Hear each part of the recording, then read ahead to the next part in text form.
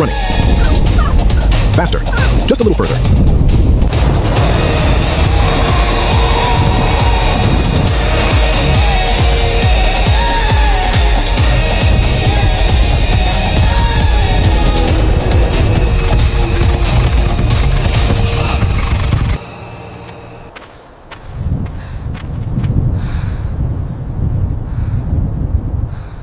Huh. Wow.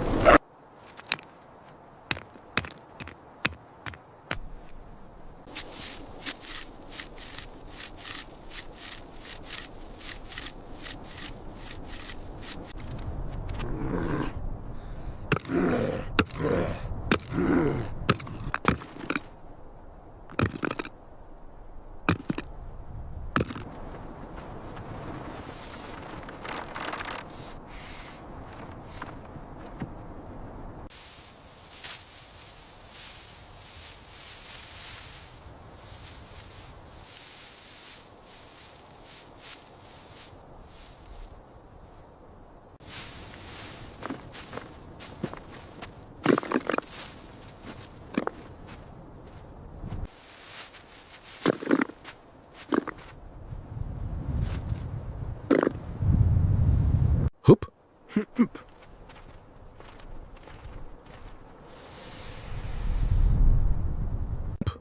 Hmm.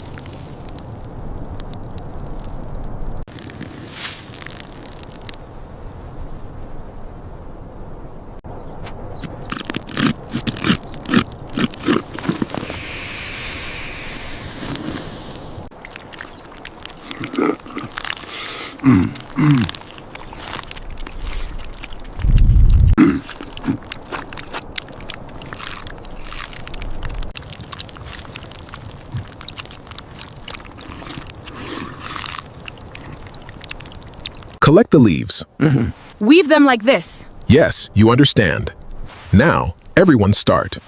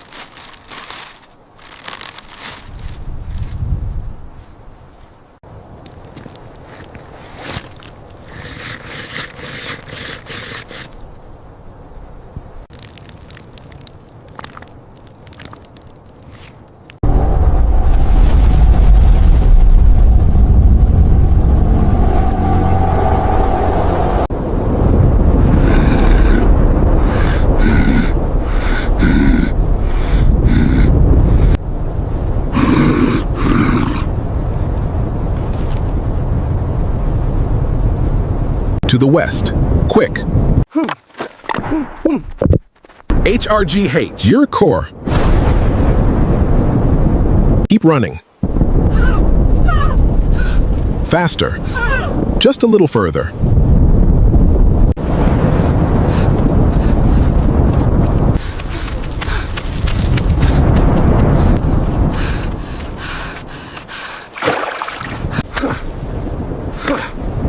Tighter. Must hold. Keep it dry. Fast. Lift, lift. There. Hang it high. Hurry.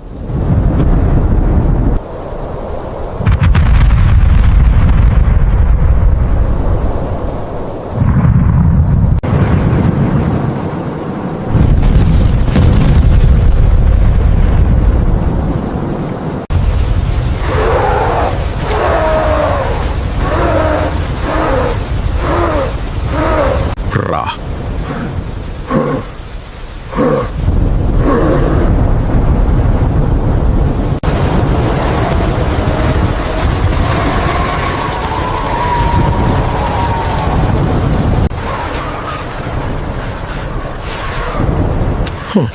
Amtra, grunts of exertion.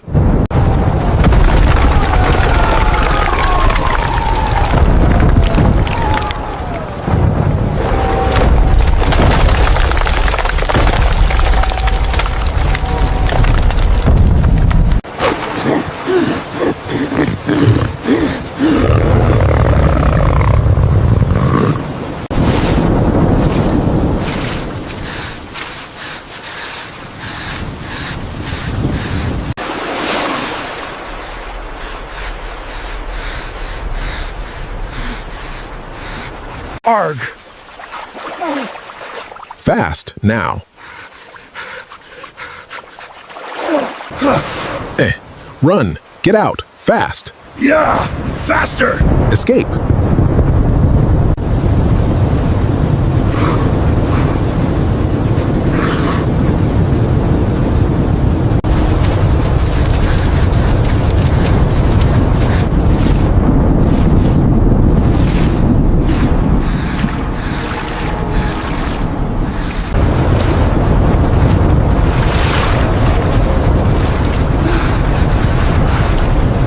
Keep back.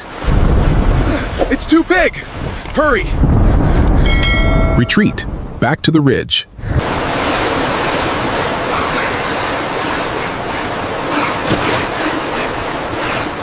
Drop the food. Almost there. Keep moving.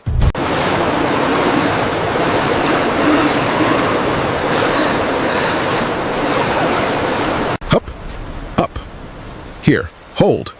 Go. Up.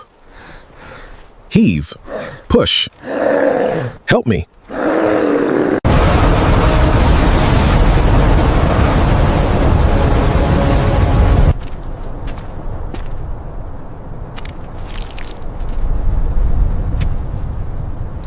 Hump.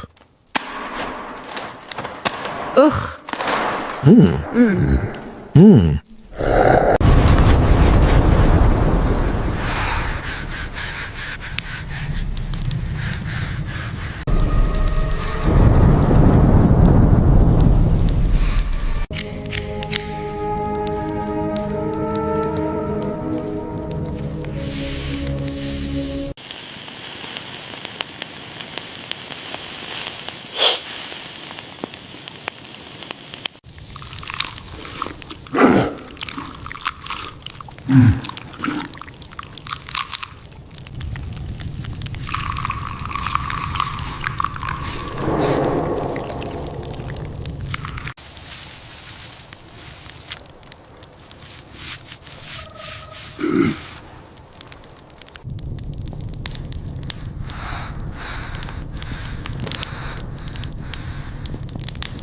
Tweet, tweet. Woo!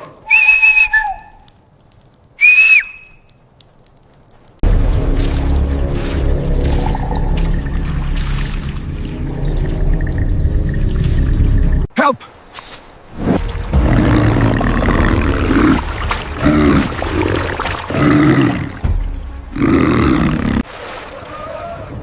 indistinct guttural urgent calls and breathing, grunts of effort and heavy breathing.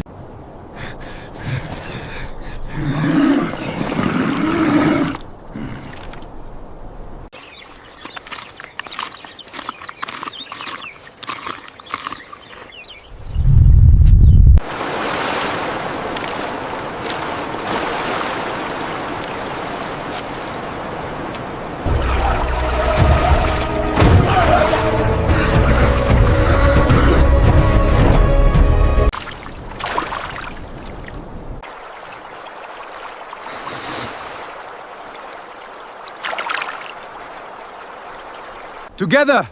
Lift! Heave!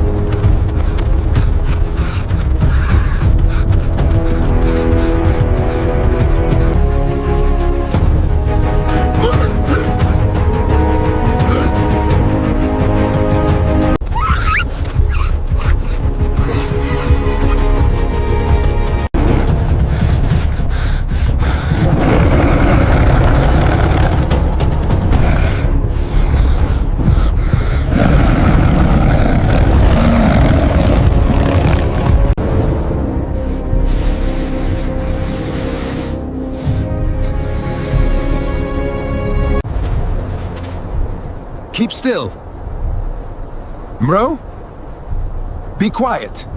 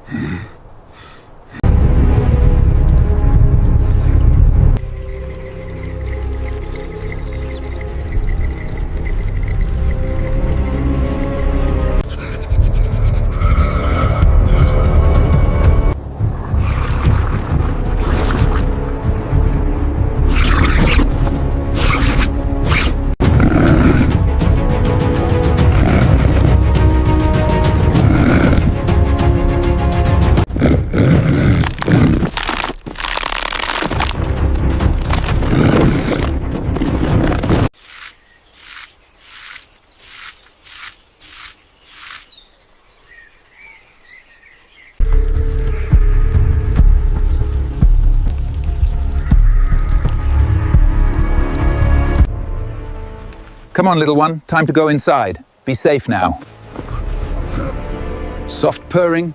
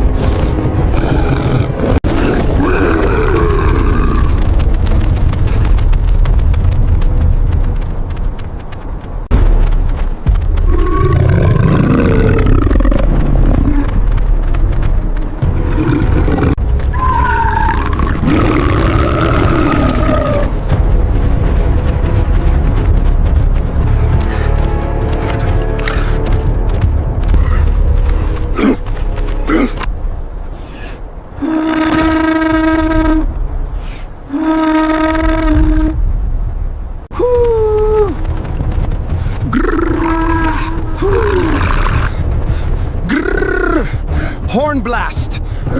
Roar!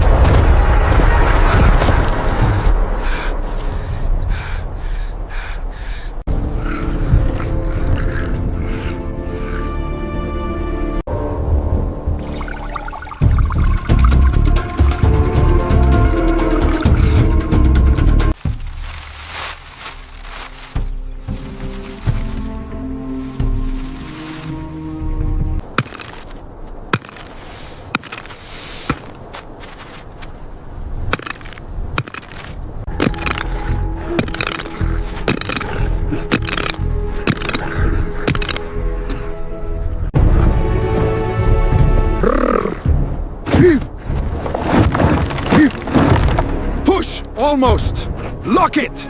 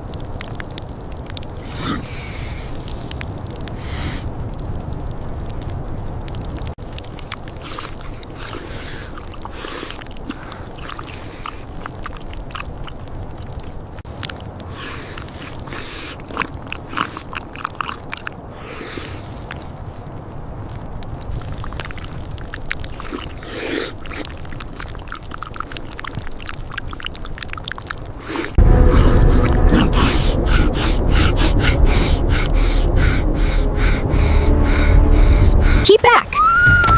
They're coming. Watch our flanks. Hold the line.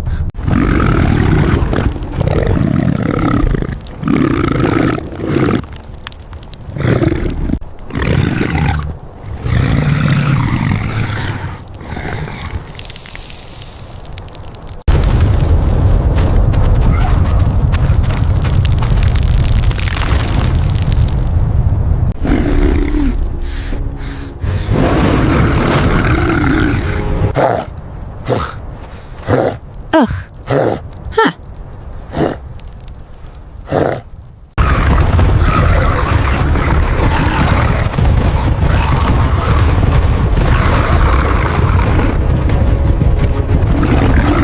Huh. Groove.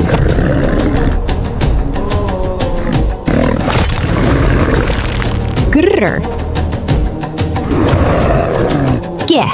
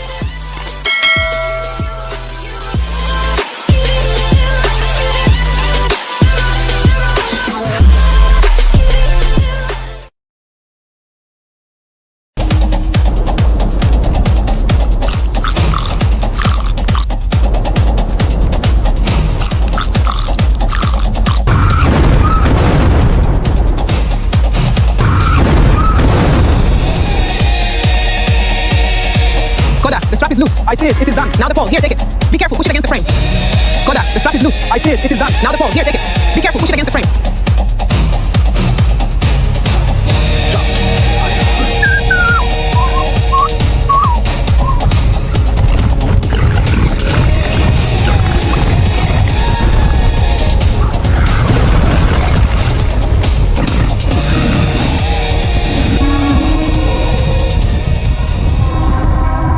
In the arid prehistoric wasteland, death always lurks beneath every layer of burning sand.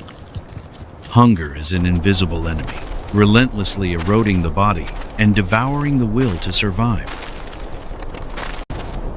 Yet the boundary between life and death often hides unexpected secrets.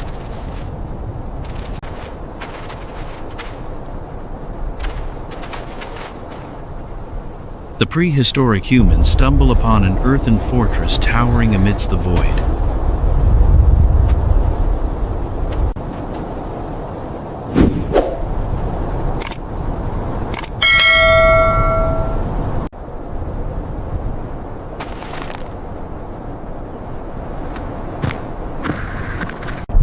A giant termite mound, rising like a beacon of life in the barren land.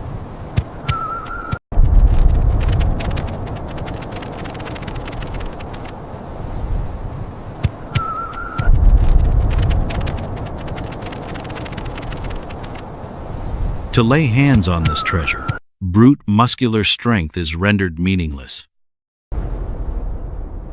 They begin searching for dry twigs to initiate this silent hunt. Using a sharp stone point, they carefully pierce small crevices through the steel-hard termite shell. Every movement must be gentle, forbidden from startling the dark kingdom below. The barren, dry branches are threaded deep into the dark labyrinth. And now, they hunker down, waiting in silence.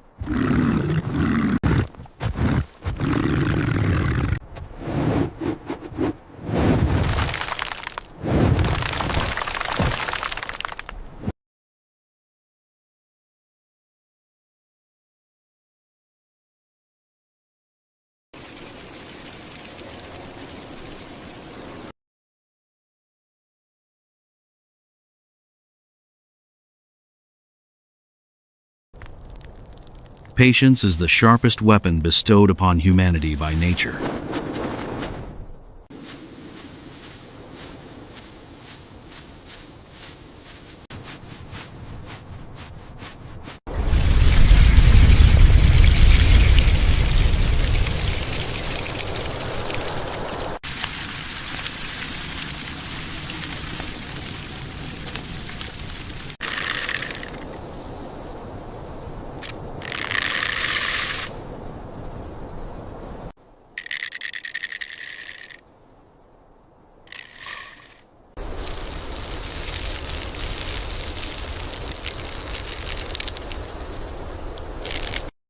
Deep underground, the instinct to protect the mound pushes the termites into a fated trap.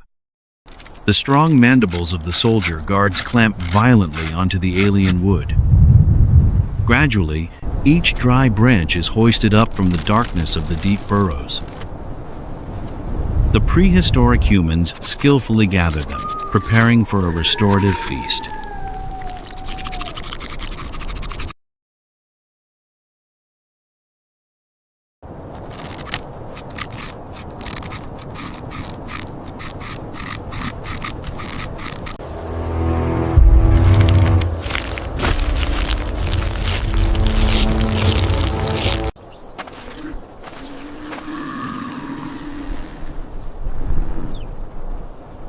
Just a small handful of spoils is enough to rekindle the flickering flame of life.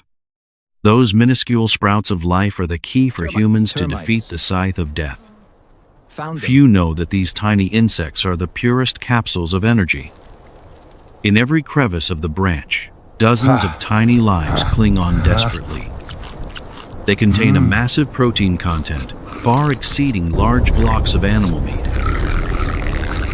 In this harsh kingdom, survival value cannot be judged by size, abundantly providing zinc, iron, and countless essential amino acids for cell regeneration. A rare nutritional feast, a luxurious gift bestowed by the barren desert. The termites are chewed and crushed, bursting with a flavor of life. The primal richness spreads, soothing the stomach, screaming from emptiness. They have salvaged weak bodies, helping them escape the scythe of hunger through the long day. A warm current of energy runs along every exhausted muscle fiber.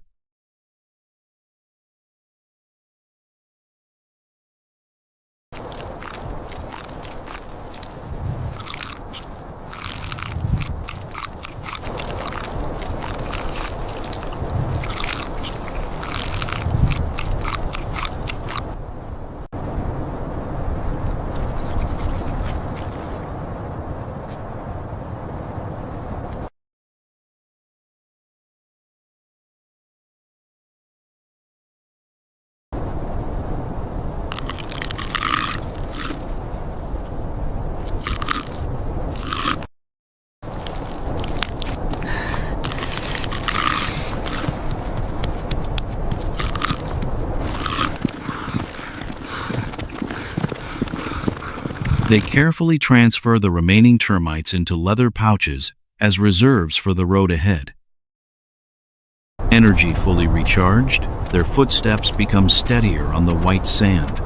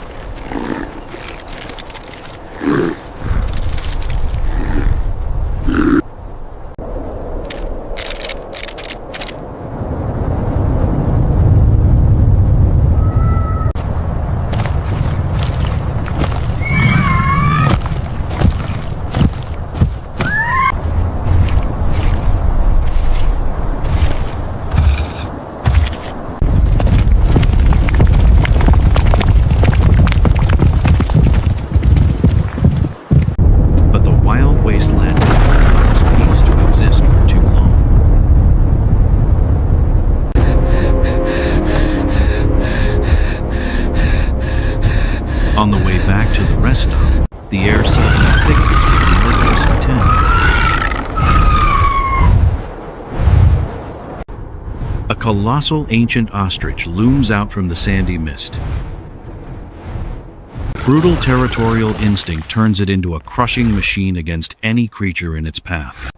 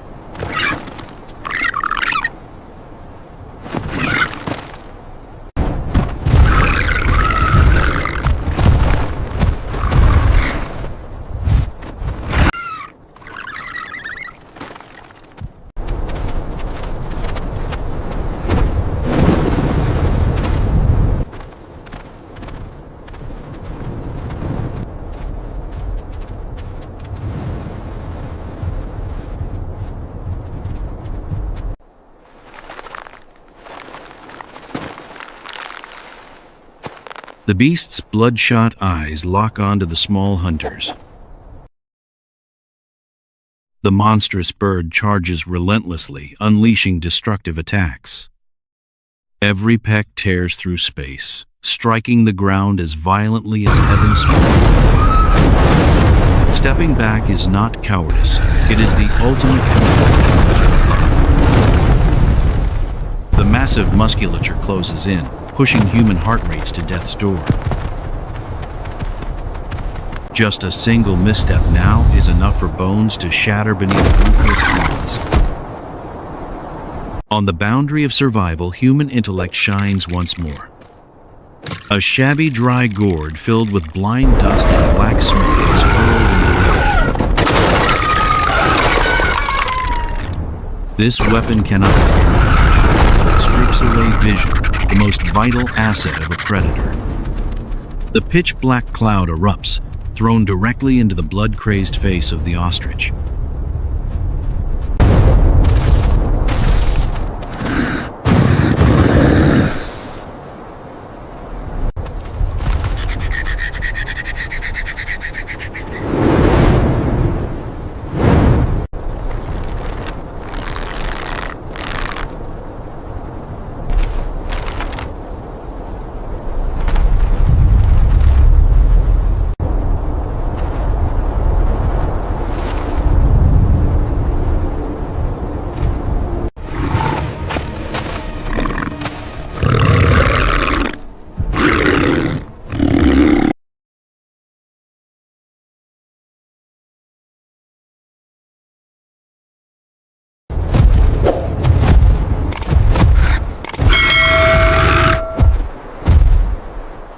The monstrous bird instantly loses its balance, shrieking continuously in utter panic.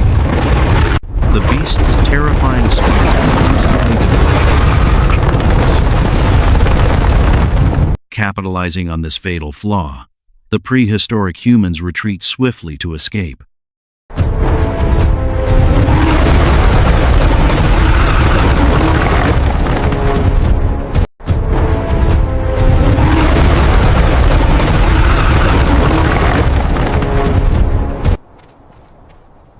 They do not flee blindly. Every footstep plots a route to lure the enemy.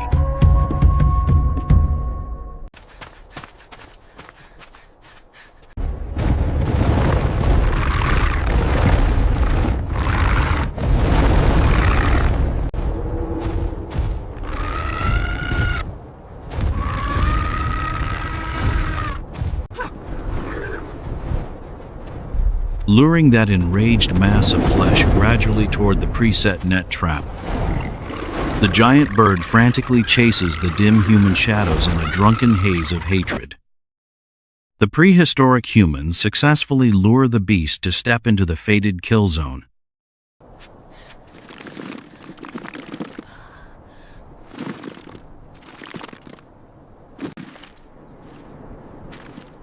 The roots are ready.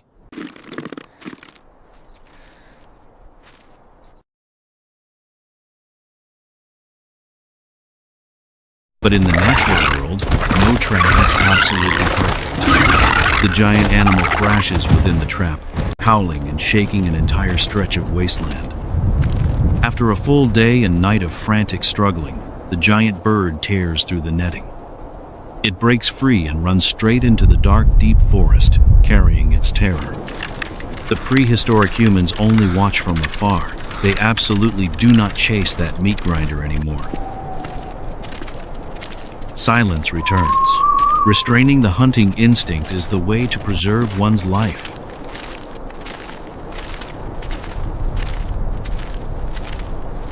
Keep your head down, in the Lene. cracked valley, countless The ground is giant slipping. woolly mammoth Push with your skeletons toes. lie Slow. exposed and cold.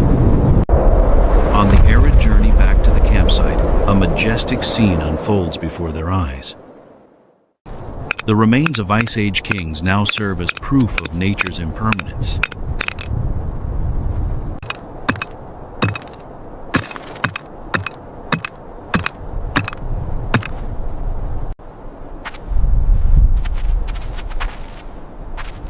The prehistoric humans slowly climb down the abyss, their curious eyes exploring the bleached bones. But to survivalist minds, this is an invaluable architectural gift. To the faint of heart, this is a hauntingly deadly graveyard. A daring primitive idea instantly springs into the minds of the wanderers.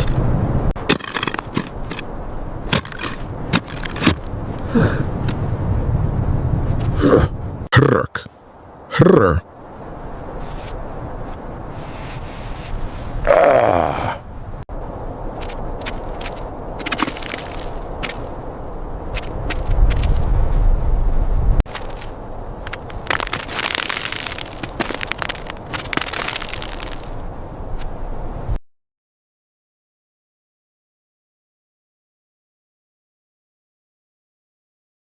Keep They searching there. decide to use these Found it. perfectly Thick one curved here. bone segments Help pull as it the free. structural frame for a hut. Together now. Without hesitation, they agree to make camp right upon this sacred land tinged with death. They exert strength to gather massive rib bones alongside countless tough vines from withered tree trunks.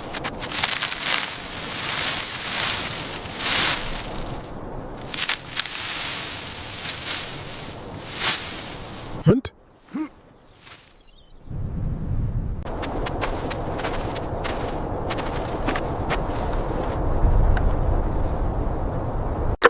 NG. Error. Herder N. Ugh.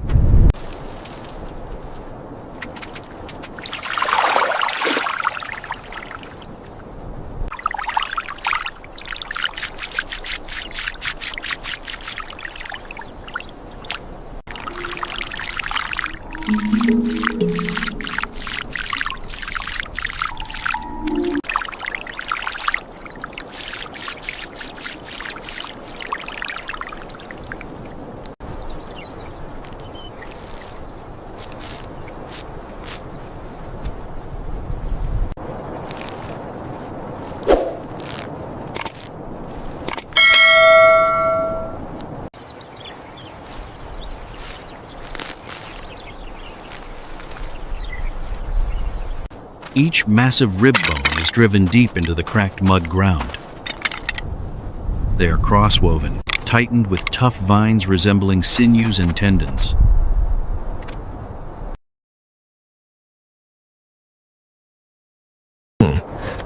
Tighter. Done. Tighter. Done. Tighter. Done. Tighter. Done. A second rib cage is erected, sheltering the fragile lives of the humans. Layers of withered grass are heavily applied and arranged sturdily upon the elephant's skeletal frame. Tighter. Done. Dry grass overlays in tightly Here. braided patches, impenetrable like ancient dragon Careful. scales. Almost there. Higher, Lene. Holding it. Done. Good. We did it. Solid. Push down hard, Lene. We finished this side, The grass Koda. huts Done. gradually take clear shape, Jump, leader. standing Good work. proudly Let's to move on. defy the wrath of heaven and earth. Koda, the strap is loose. I see it. It becomes is a done. sturdy Now the pole. fortress, Here, take it. a place to Be careful, shield push it from against the burning frame. sun, The covering drizzle, is and done. cruel We sandstorms. need more grass. Gather the bundles. Yes, leader. Keeping them Secure the ridge. absolutely Keep the safe sun to out. drop their Keep it guard and tight. sleep through the night. Give me the grass. Inside the bone dome, warmth soothes Keep it all tight, the gnawing Line. physical pains. Almost there. Press down A hard. rare, Secure it. peaceful sleep is the sweet reward after Push down moments here. spent near the scythe of death. Step careful. Tied well. Push harder. Tie it fast. Almost done. Watch your step, Koda. The roof is done. Now for the entrance. The offering. Go ahead, Koda. For the spirits. Be safe.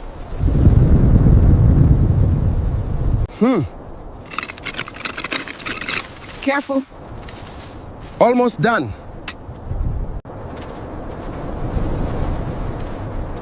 It is secure. Good. Let's rest. Keep climbing. Yes. Done. Good. Now come down.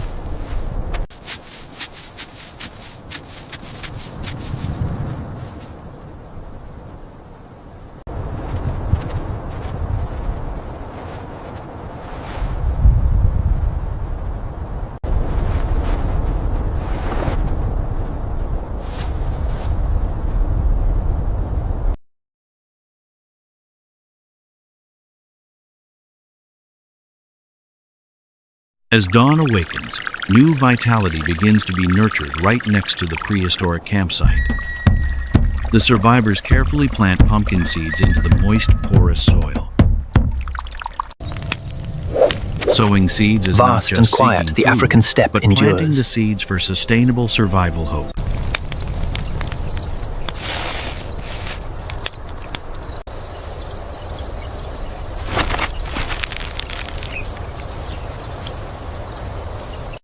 The recently escaped ostrich has not given up its intention to destroy the prehistoric humans' crops. But in the wild world, abundance is always a magnet attracting greed and hatred.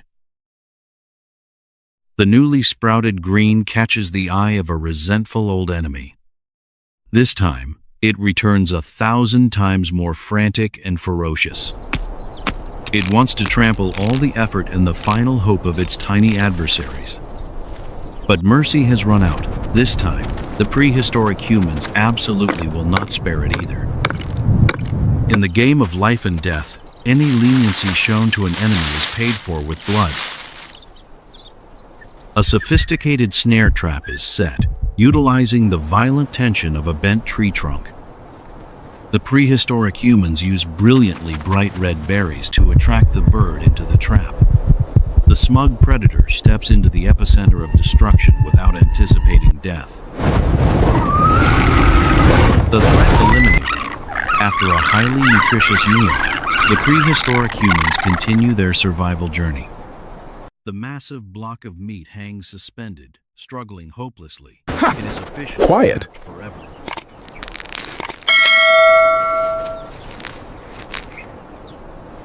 The trigger snaps. A single strike hoists the bird into the air.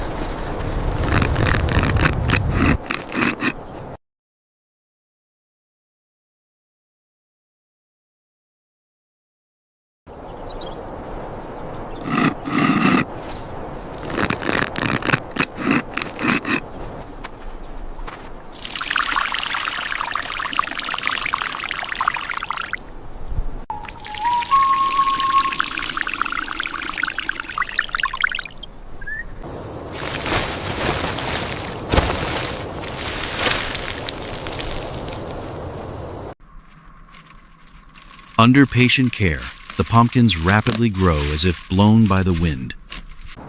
Lush vines crawl across the ground, draping a vibrant green patch of life over the barrenness. Olga. The recently escaped ostrich has not given up its intention to destroy the prehistoric humans' crops.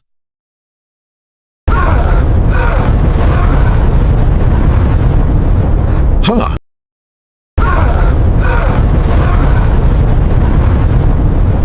Huh. Huh.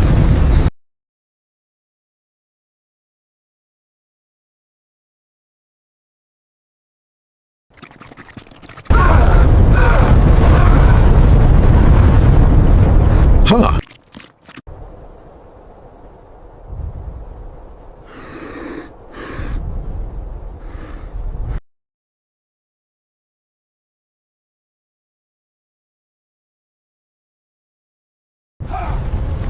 Cha.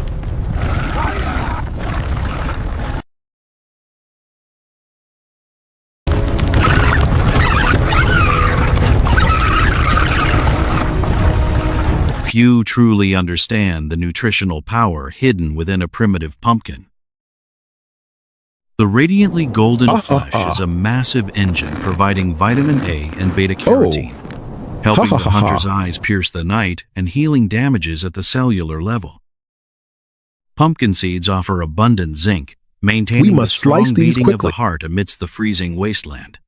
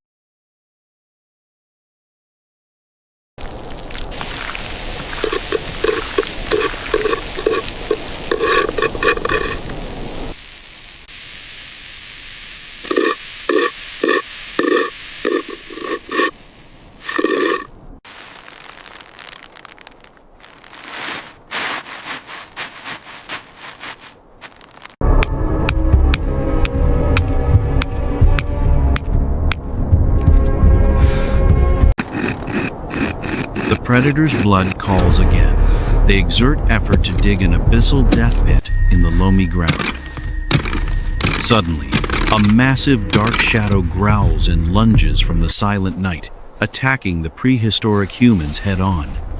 To trap oversized beasts, a sturdily woven net is indispensable to completely lock down the prey. An ancient wild boar, it is highly aggressive, with thick skin and as massive as an armored vehicle.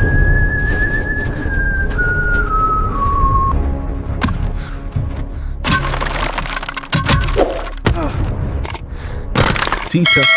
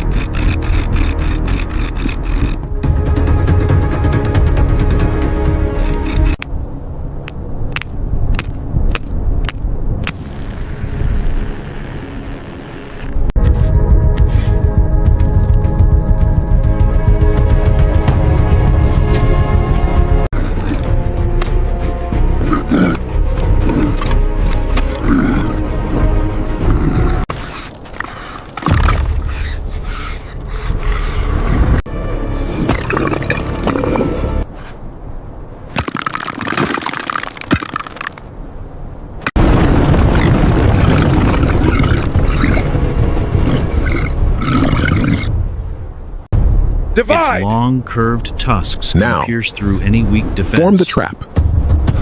Realizing the physical disparity, the prehistoric humans understand they cannot face it head-on without high-damage weapons.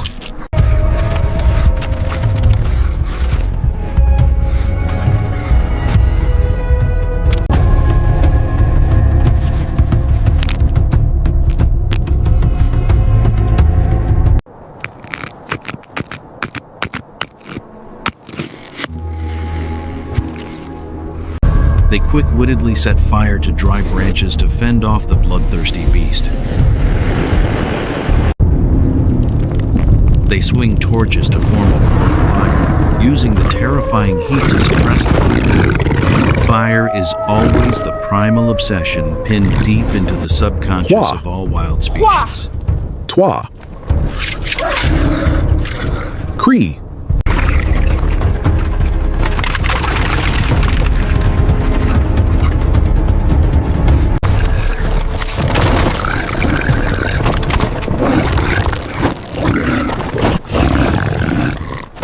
Upon facing the blazing fire, the wild boar loses its reason and frantically grabs hold. Skillfully controlling the flames, the prehistoric humans hurled the boar straight toward the pit of spikes.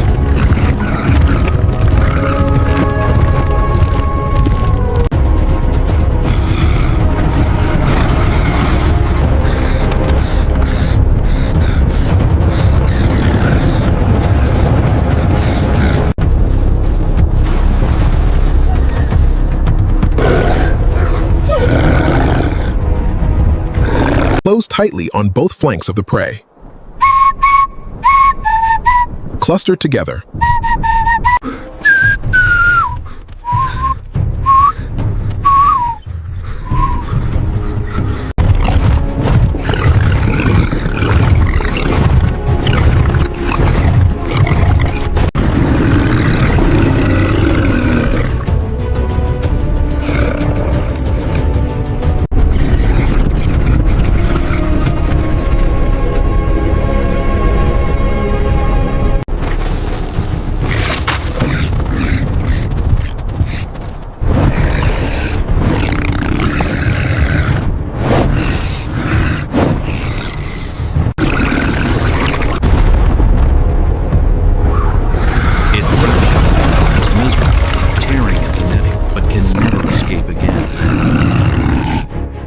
The camouflaged ground collapses. The armored beast is swiftly and ruthlessly ensnared. The deep abyss and sturdily woven net lock tightly, completely embracing the oversized warrior.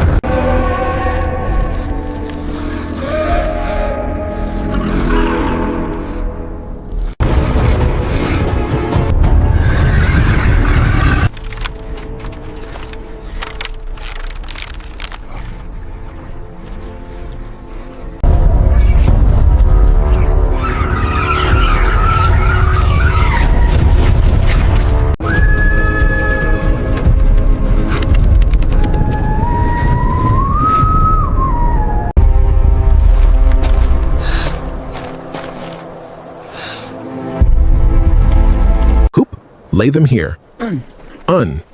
Heave. Push closer. Good. Wah.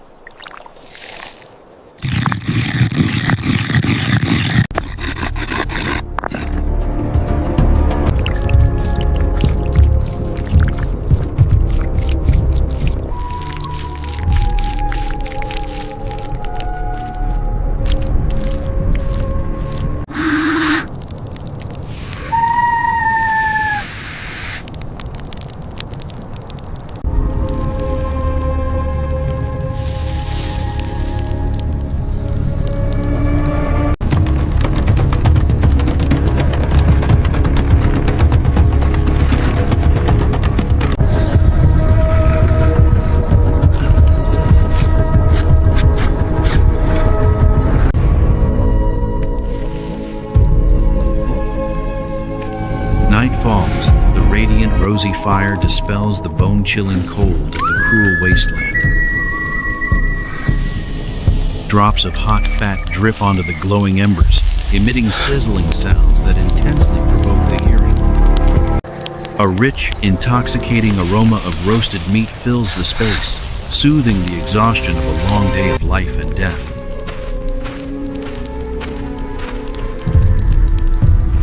The rough outer skin is roasted by the flames to a golden brown, blistering and crispy like an amber shell. A razor-sharp stone knife glides through, cutting deep into the surface of the roast meat, revealing Use the ash to succulent, tell if they are steaming done. muscle fibers. Yes, like this. Cook them lightly over the Sparkling meat flames. juices ooze out under the firelight, intertwining with the salty flavor of sweat and wild herbs. Every tearing bite of the roasted meat is an explosion of original flavor, awakening all enjoyment instincts of mankind. A searing current of energy flows through every vein, fully replenishing the calories burned in the brutal fire. This grand barbecue feast is not just filling food, but a glorious epic honoring the magnificent survivors. This meat is hot.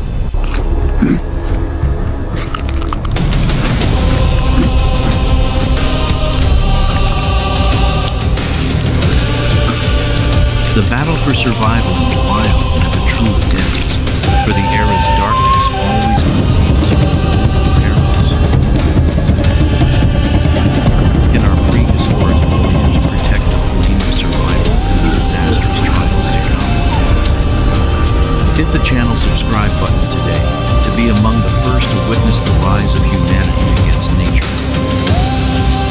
Do not miss the upcoming episodes, where blood, sweat, and intellect will determine the true ruler of the ancient world.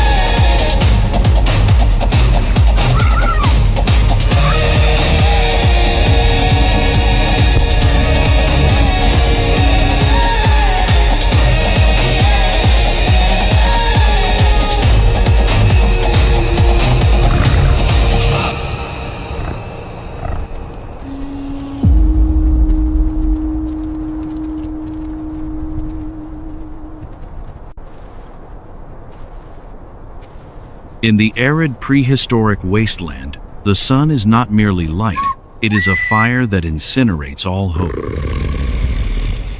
Heat rises from the sand, suffocating any creature daring to challenge the boundaries of life.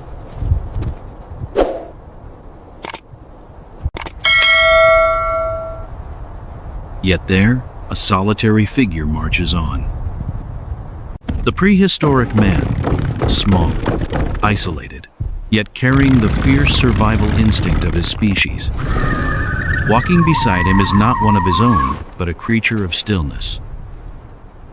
A mature camel, stepping with heavy, yet incredibly steady strides. Its breath synchronizes with the heartbeat of the desert. It does not complain, does not surrender. It only plods forward. Suddenly, the camel halts. Its ears twitch, its nostrils flare, tasting the hot air. It tosses its head, emitting a deep, guttural warning from its throat. Tens of thousands of years of instinct tell the ancient man, something is coming. Cold sweat breaks out amidst the searing heat. Bred by millennia of drought, the camel's humps store not water, but pure adipose tissue, a biological energy reserve that dictates who lives and... His rough hands tighten around the spear shaft, aiming the lethal point at the dune ahead. Arrogance. Silence. A chilling, absolute silence. A pack of wild wolves, gaunt, bloodthirsty, torn apart by ravaging hunger. Leading them is an alpha female, her eyes flashing with the red glint of desperation. Her belly hangs heavy. She is pregnant. Her hunger is not just for one life, but for an entire generation about to be born. Overcoming exhaustion, her maternal instinct turns her into a fearless killing machine. She growls, her eyes locked onto the leather pouch at the man's waist. Inside that pouch is dried meat, is hope, is life itself. The massive muscular frame of the camel swings into action. A lethal kick, the force of hundreds of pounds slamming directly into the pack. The predators are thrown back, their howls of pain echoing across the wasteland. The subordinate wolves retreat in panic, fleeing into the shadows of the dunes. Only the alpha female remains. She lies slumped on the sand, gasping. Her hind leg is severely broken. Her eyes cloud over. She is going into premature labor. The man's spear is raised high, pointed straight at the beast's throat. Setting aside his guard, he steps forward, not as a hunter, but as a savior. His rough hands scoop precious drops of water, pouring them over bloody fangs. He opens the leather pouch, tears off dried meat, places it in the mother wolf's snout, and tosses the rest to the pack hiding afar.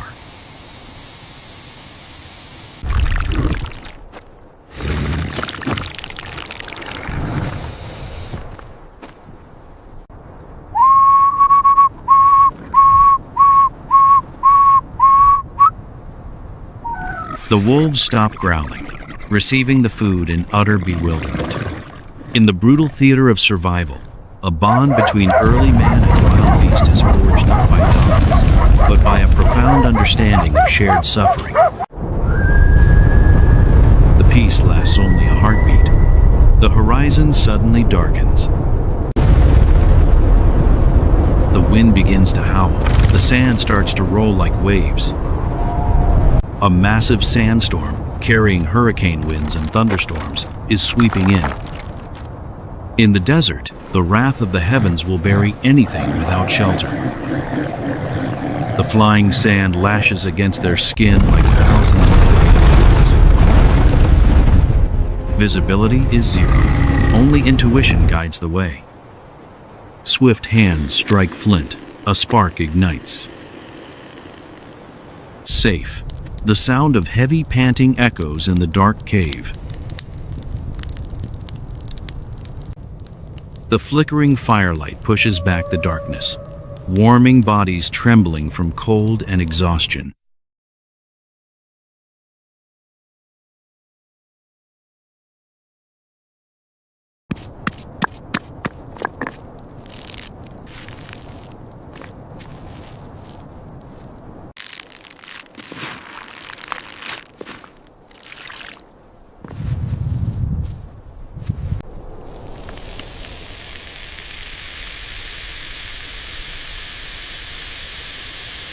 Here, girl. The chill of the storm is blocked at the cave's entrance.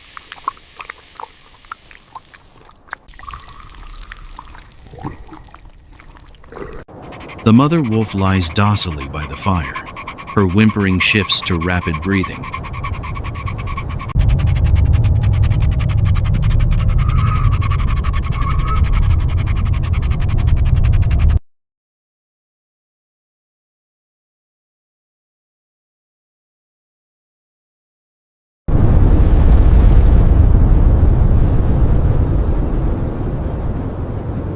The prehistoric man kneels, his large, clumsy but gentle hands catching each new life.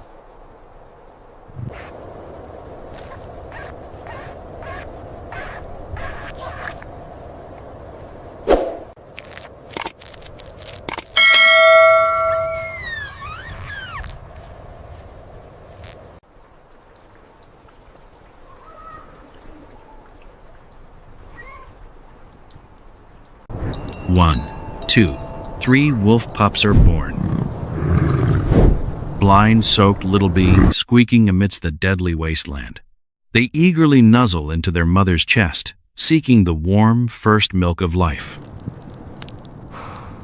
He smiles, a primal happiness creeping into his wild heart.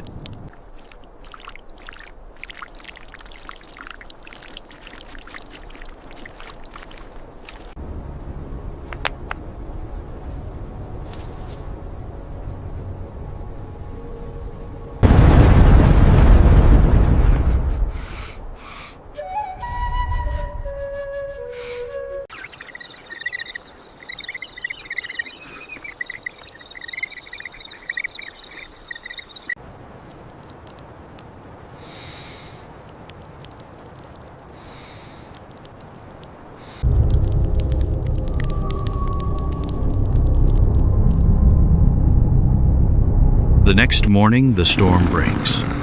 A brilliant sunrise illuminates the ruins of the night. The mother wolf licks her pups, her eyes looking up at the man, a gaze of absolute peace.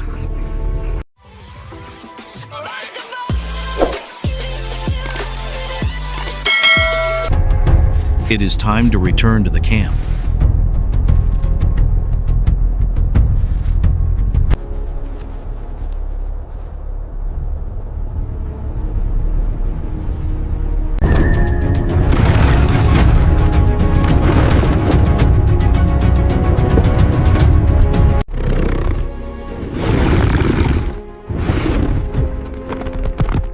Luggage is carefully tied to the camel's back. The mother wolf and pups are tucked neatly into leather baskets. The caravan plods on. Hunger comes knocking once again. The skin-scorching heat drains their final drops of sweat.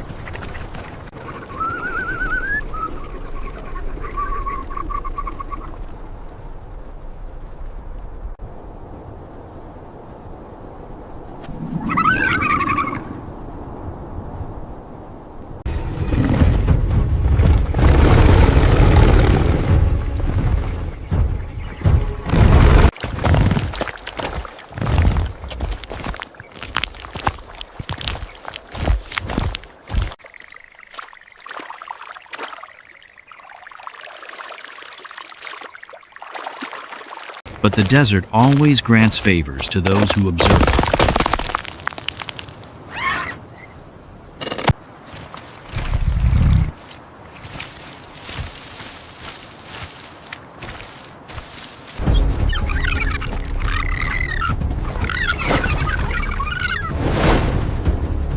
A plump desert bird flaps its wings hopelessly.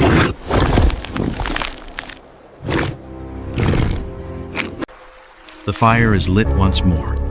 The smell of roasting meat fills the nose, awakening every sense. A meager meal, but enough to keep their biological machines running.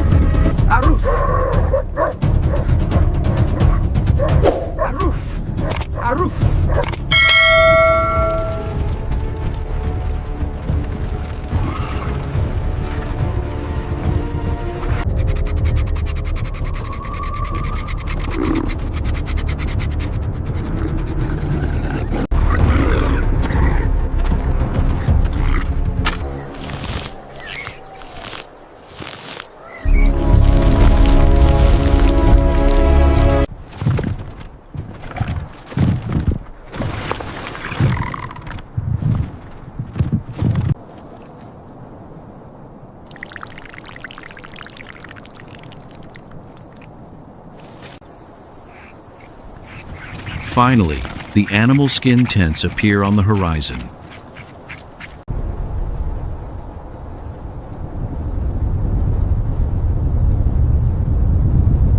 Cheers erupt. The ancient human family runs out to welcome their heroes home. They welcome the camel and the reluctant wolf guests with radiant joy.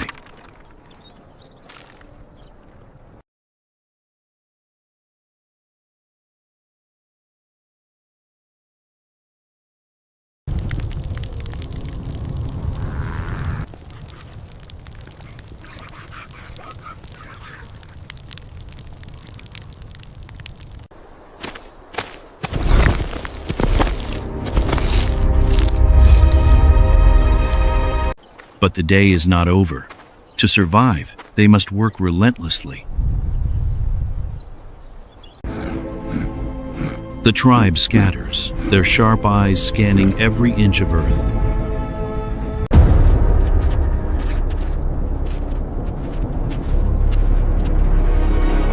They discover a network of tiny burrows.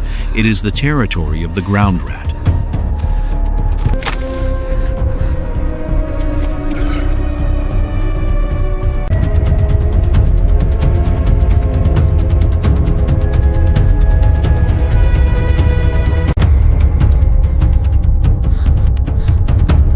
Baskets woven from sharp grass are pinned tightly over the burrow exits.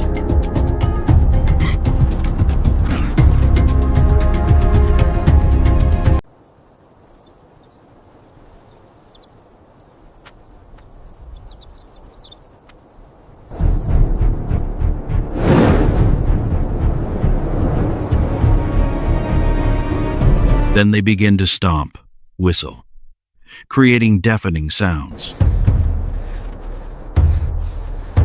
The sound travels through the earth, sending shockwaves into the rats' nervous systems.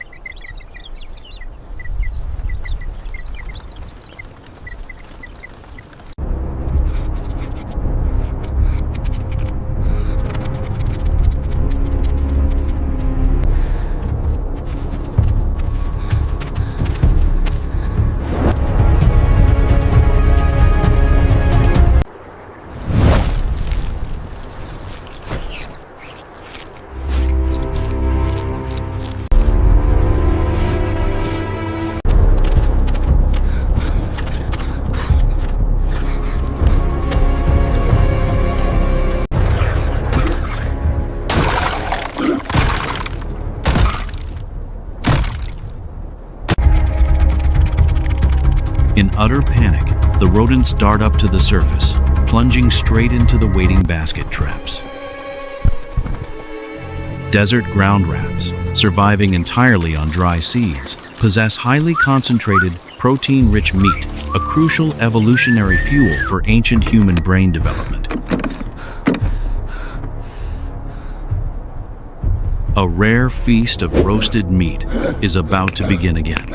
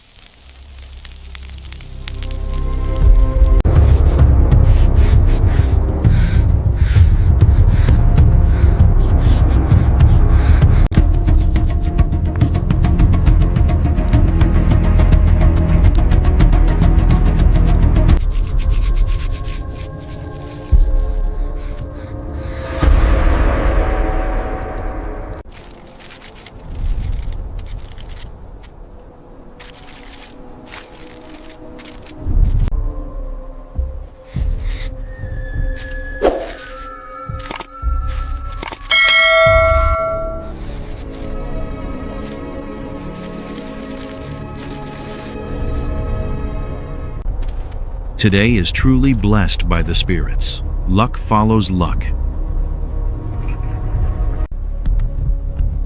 At the entrance of a mossy rock crevice, a strange object lies on the withered ground. A sharp quill, striped black and white. With just one look, the great prehistoric man knows exactly what creature hides within. A giant porcupine. He signals. Dry grass is gathered at the cave entrance. Fire blazes.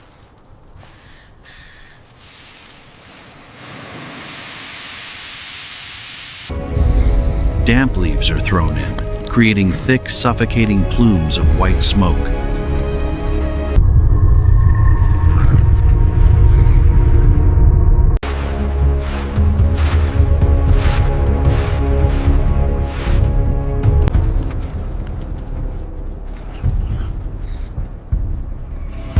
Outside, the thorn net is already cast like a deadly spiderweb. Unable to bear the toxic smoke, the spike-armored monster blindly bolts out for air. Snap! The net drops, suspending the prey in mid-air.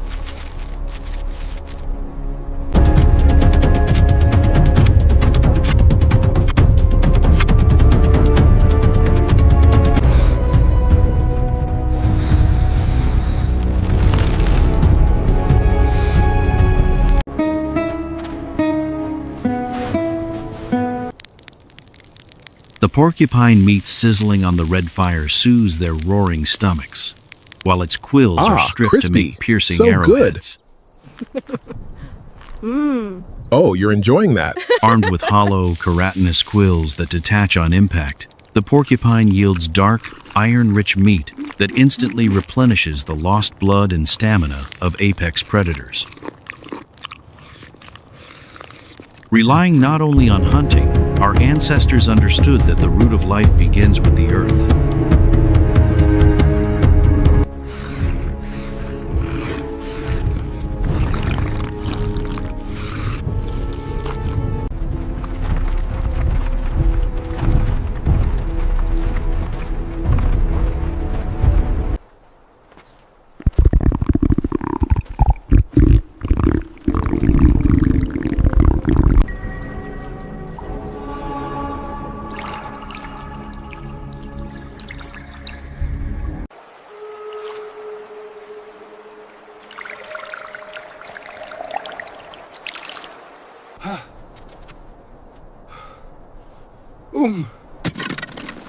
They overturn the barren soil, planting seeds with the utmost care.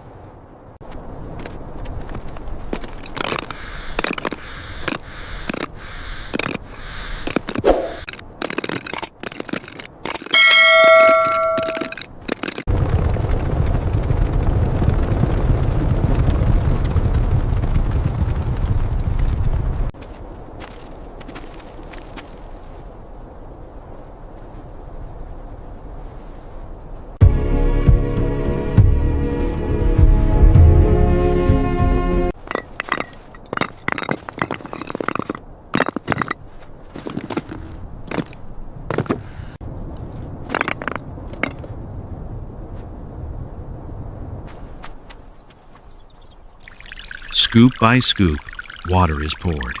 A lush green garden slowly forms amidst the wasteland.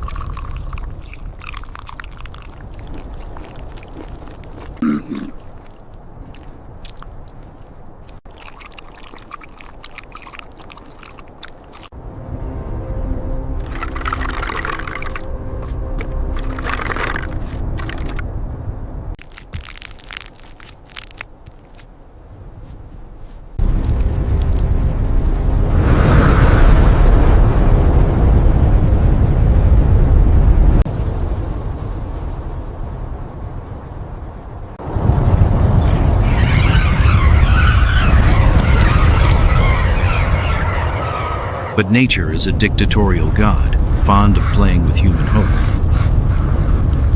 The sky tears open again with lightning. Torrential rain crashes down like a waterfall.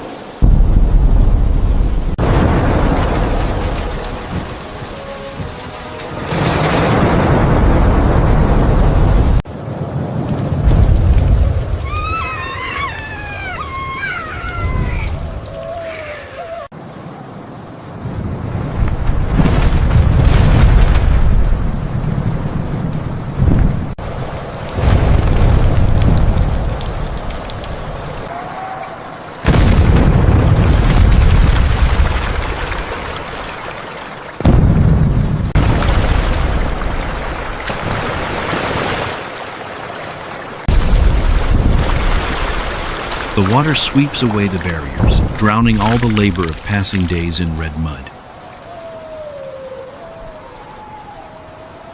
They stand there, helplessly watching their vegetable garden vanish. Despair looms.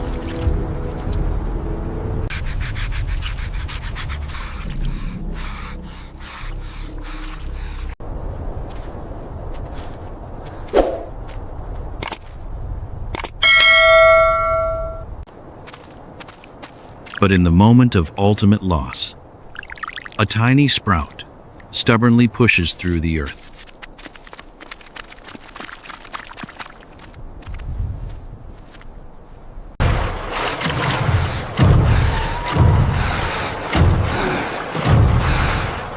Just like humans themselves, devastation cannot break them. They decide to start over.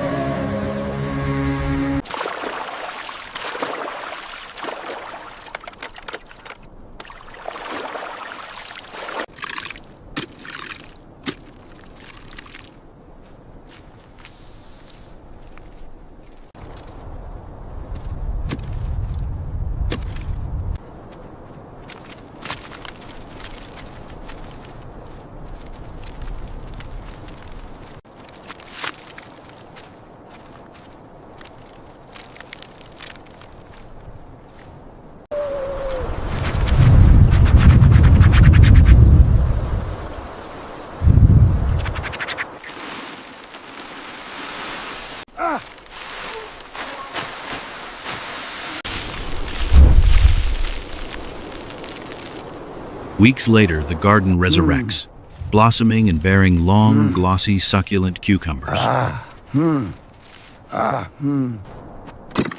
The cucumber, a miraculous oasis of vegetation, consists of 95% water and essential electrolytes, acting as nature's perfect antidote to severe dehydration.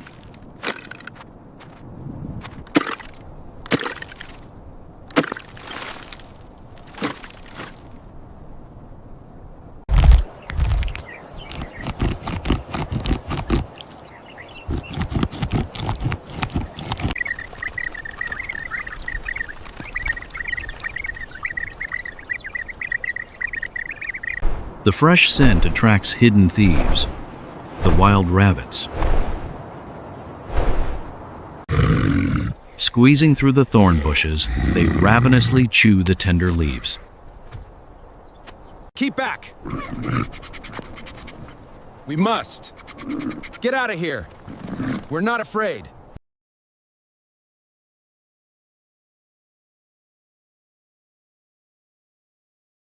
Keep back!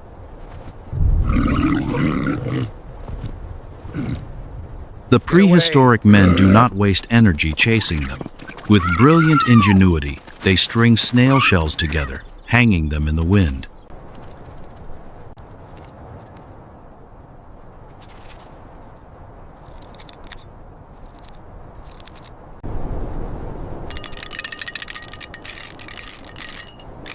The eerie clacking of the wind chime echoes, permanently driving away the enemy's shadows, protecting their harvest with knowledge rather than blood.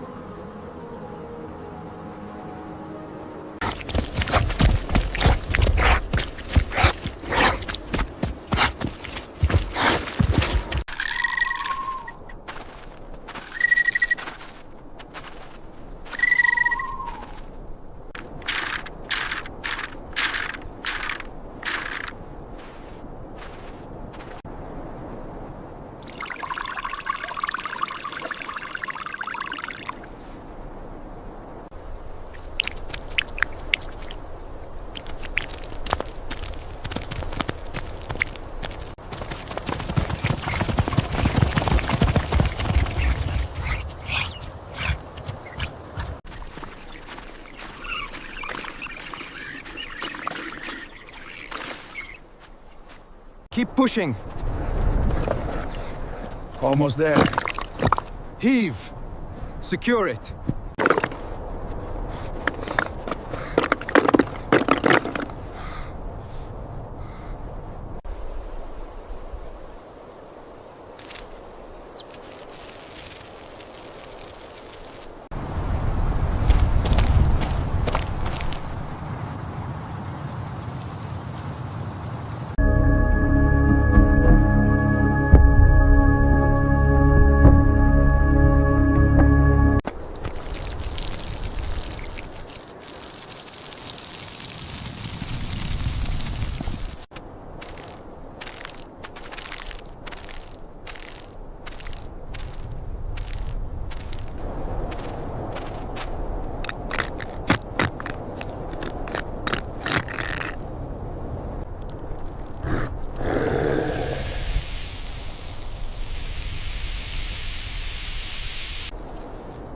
A day closes by the warm fire, but what will survival look like tomorrow? What beasts lie in wait? Do not forget to hit subscribe to join us in the incredibly thrilling challenges to come.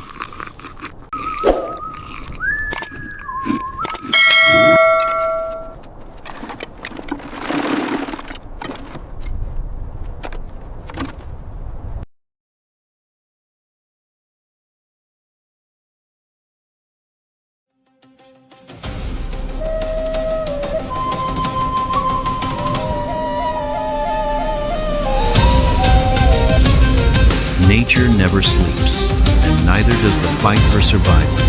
Hit subscribe now so you won't miss the most brutal next chapter in humanity's epic. Does the primal instinct still course through your veins? Subscribe to the channel, join our tribe, and together let us conquer the unforgiving prehistoric world. Keep down. Hurry. To the rock. Every frame is a survival lesson written in blood and sand. Hit subscribe and turn on the notification bell, because in the wild, ignorance is the shortest path to death.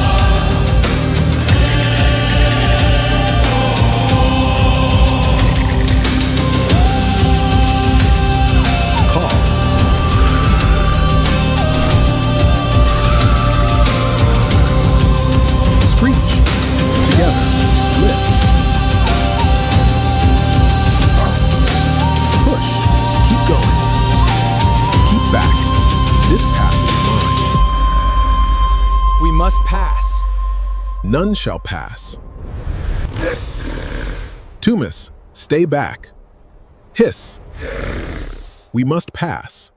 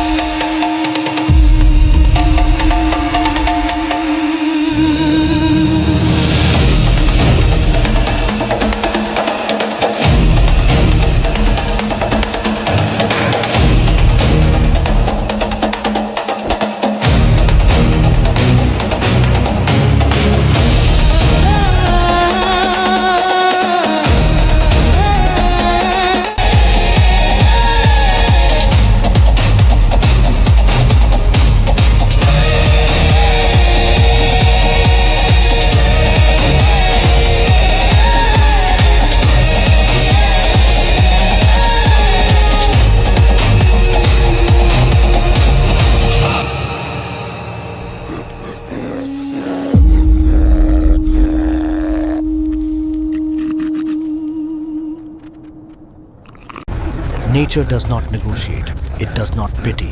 When the sky fractures, to stand tall is to invite death.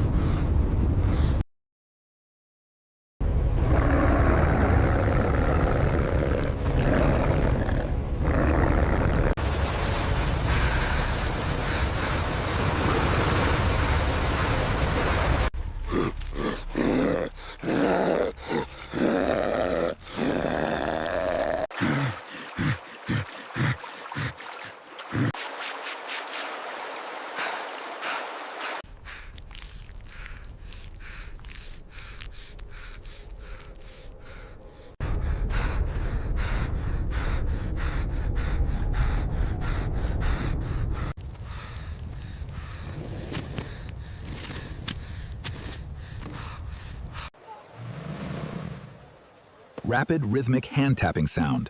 Loud nasal huff.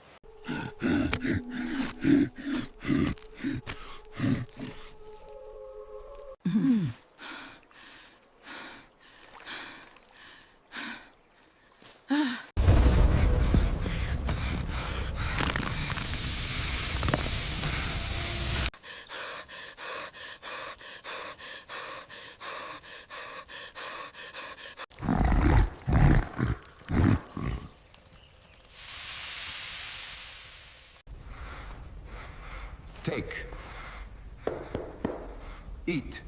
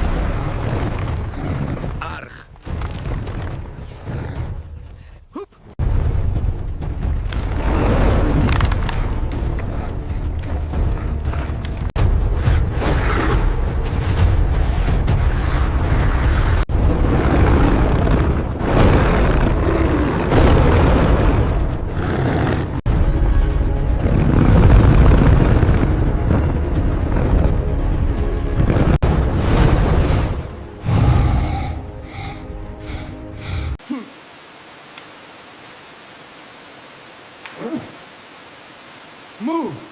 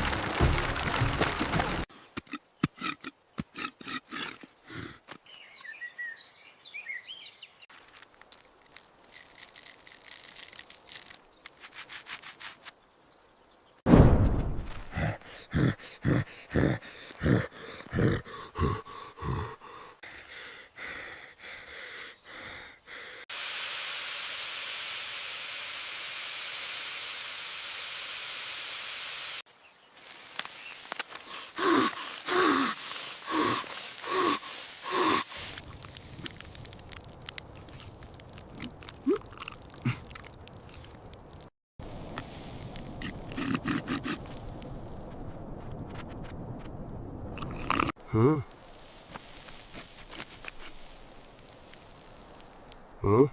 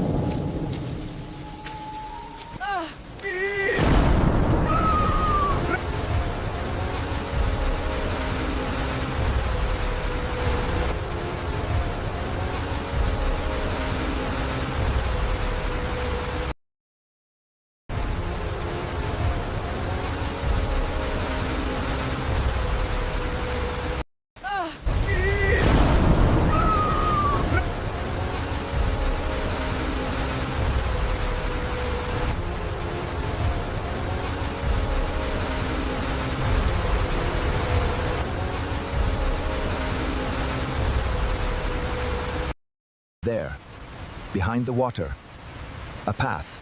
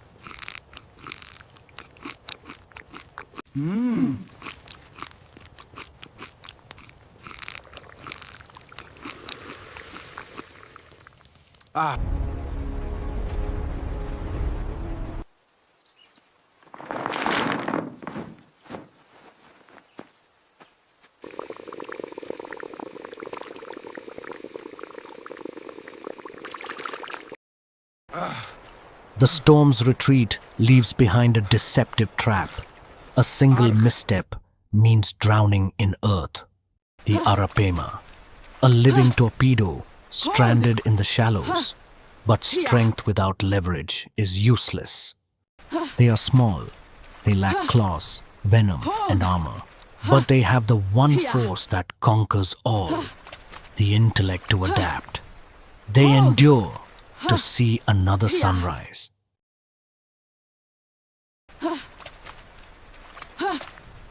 Hold!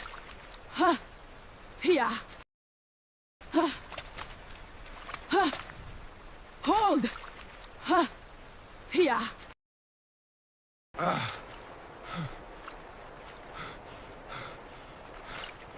Arg.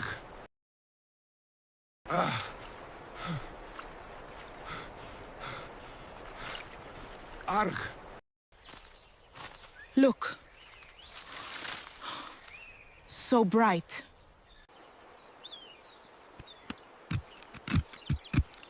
To ascend is to defy gravity.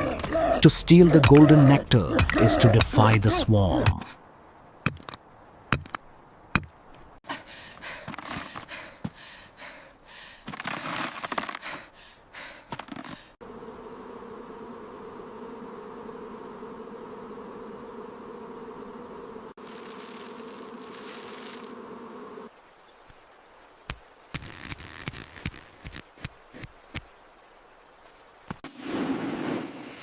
Smoke, the great pacifier.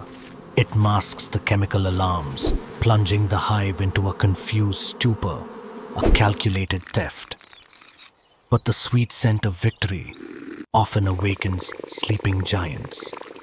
Weighing over 200 pounds, the Megalodapus is a primate titan with a jaw capable of crushing thick fibrous roots with hundreds of pounds of bite force.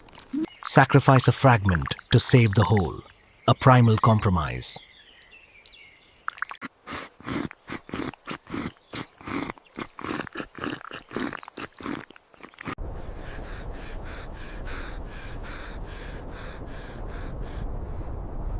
Nature cares nothing for the struggles of flesh.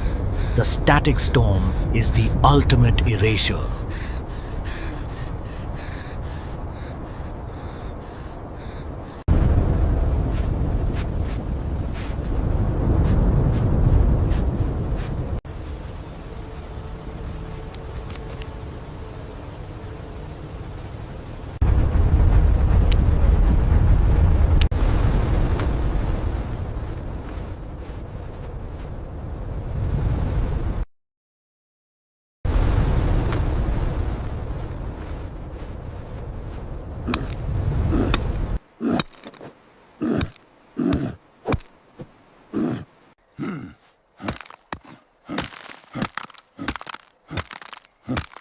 It falls.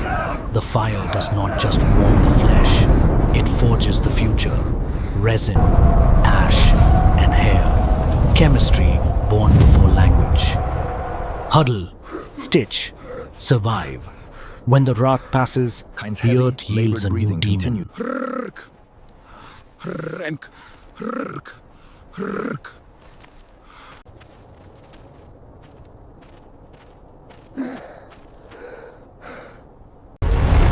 Tipping the scales at 2 tons, the Dodecurus is a living fortress, wielding a spiked tail club that can pulverize solid sandstone with thousands of pounds of kinetic force.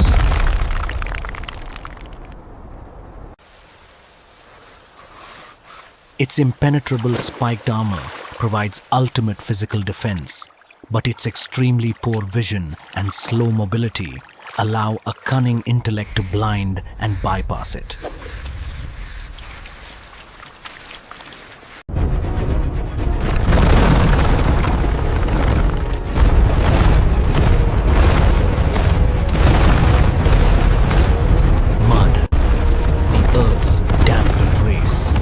It blinds the eyes, suffocates the scent. The fortress seals itself. A bloodless victory. To rest in the wild is to invite death, unless you build teeth of your own. Yeah.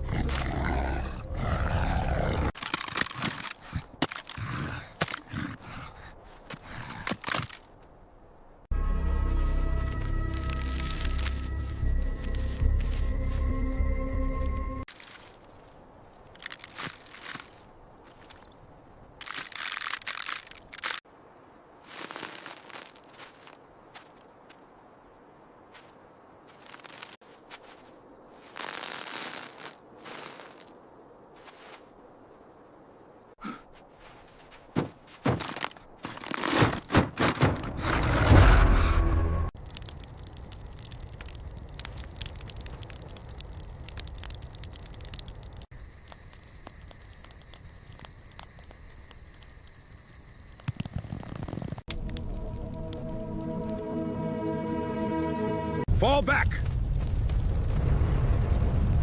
Move to the river! Now! Gray! Gray! I've got to find it quickly. Ha! Almost there! Take that!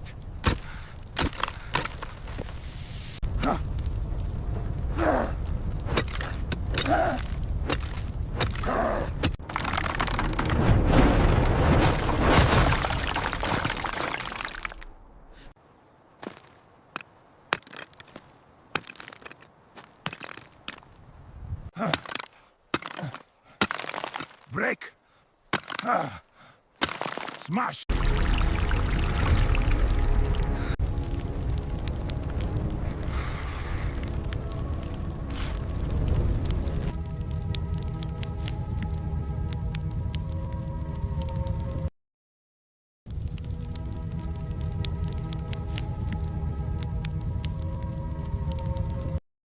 A flash flood harbors no malice. It is simply the indifferent eraser of the earth.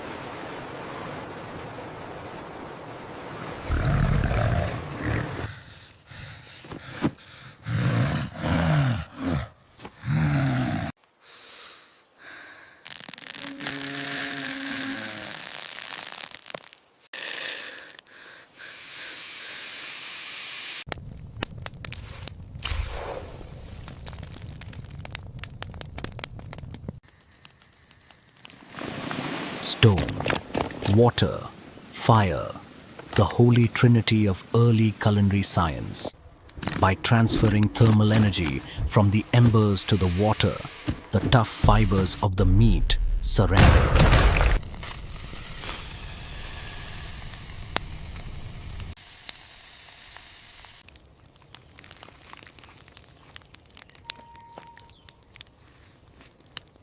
It plumps, it yields, a reward not given, but earned.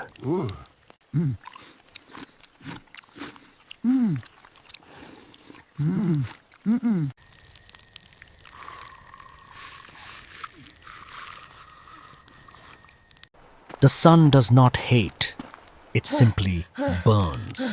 To survive the golden wasteland, flesh alone is not enough.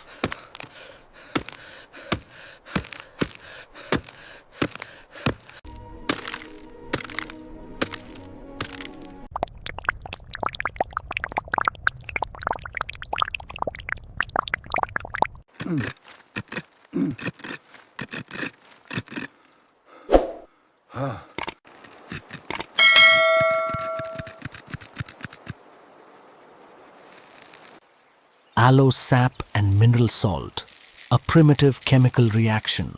As the salt dissolves, it violently absorbs heat from the skin. They don't just endure the desert, they wear it as armor.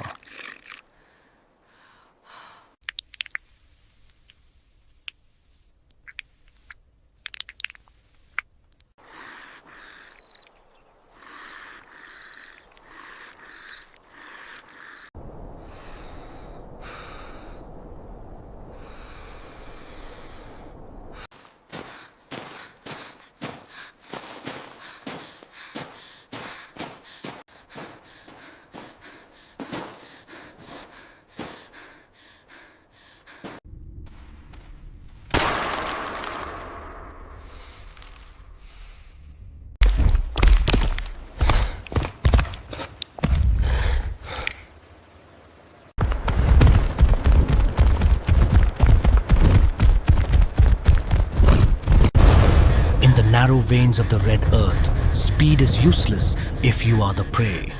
The Postosuchus does not hunt with its eyes. It hunts by heat.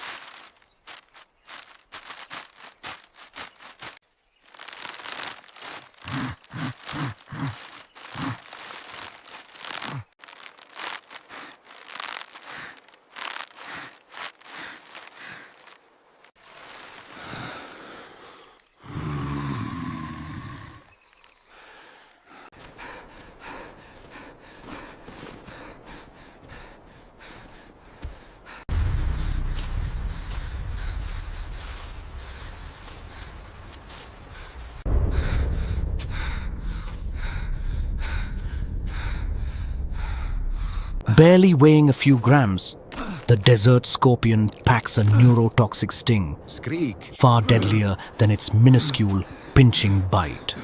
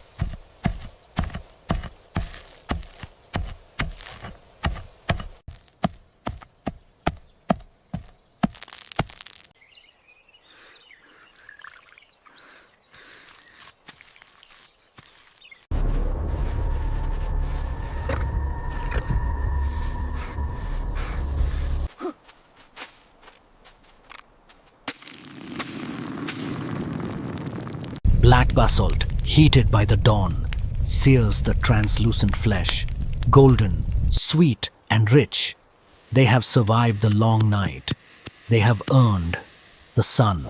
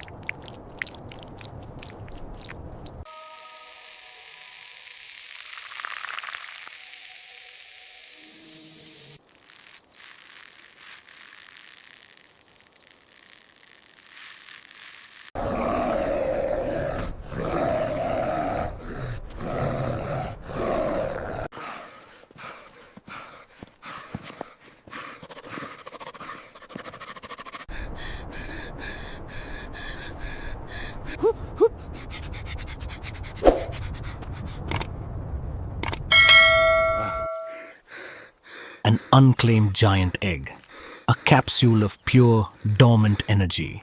The highest stakes yield the greatest spoils.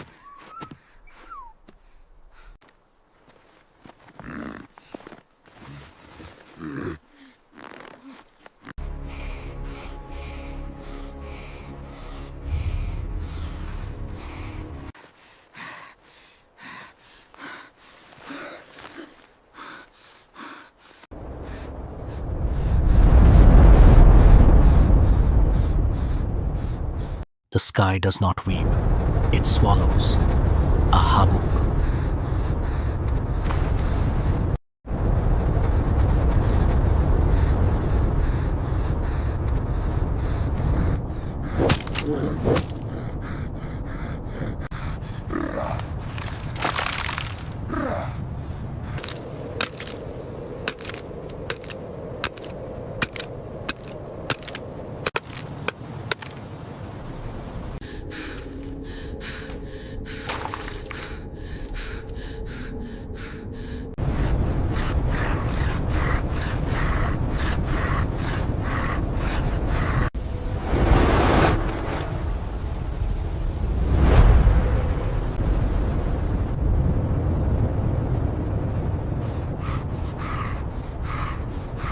Inside a fortress of cactus and leather, the storm's fury is inverted.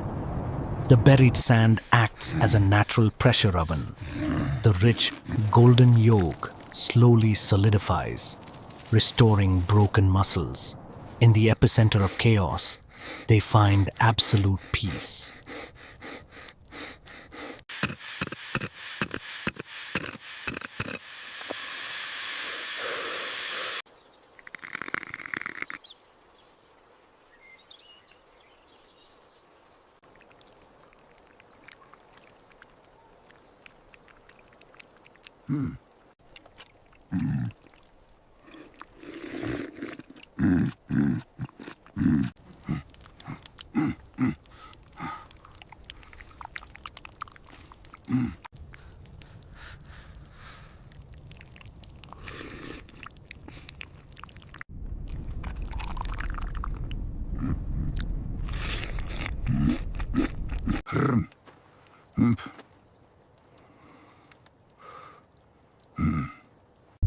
Fire brings warmth.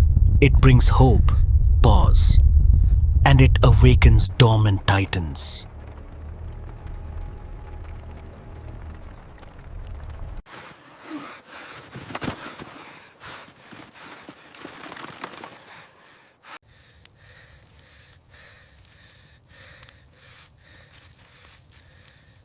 Smother the scent. Blind the predator. Rosemary smoke is a weapon against the sensitive olfactory glands of the pack.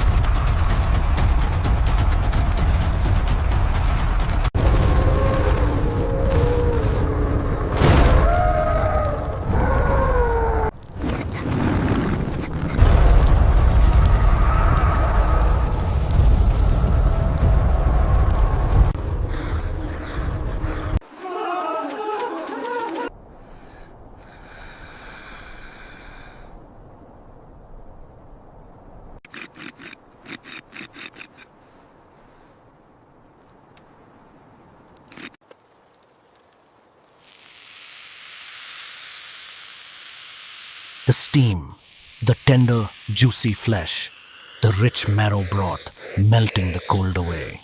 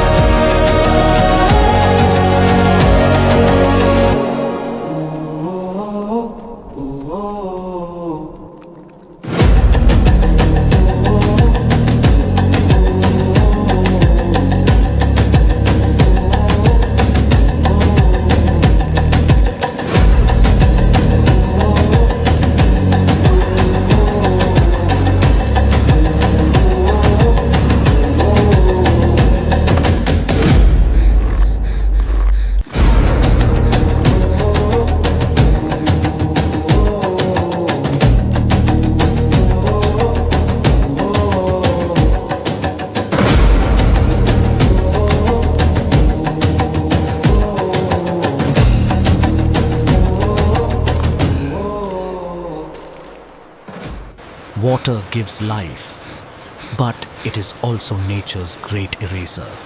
When the fury descends, the earth is no longer a place for man. Bamboo, hollow, yet unyielding, the trapped air within its chambers is the only lifeline they can gamble on.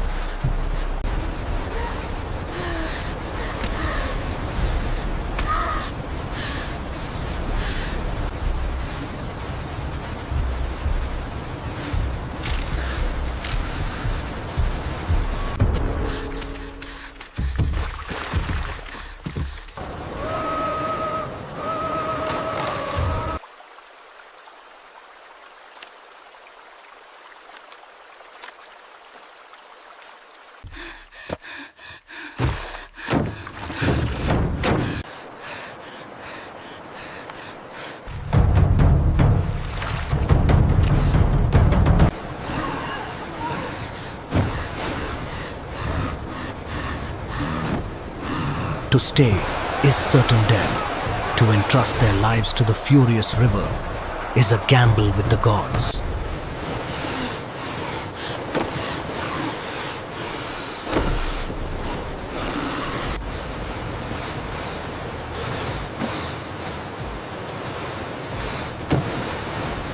The direwolf, the perfect bone-crushing machine of the Ice Age, heavier than the modern grey, wielding a skull structure and bite force, capable of piercing a prey's cranium.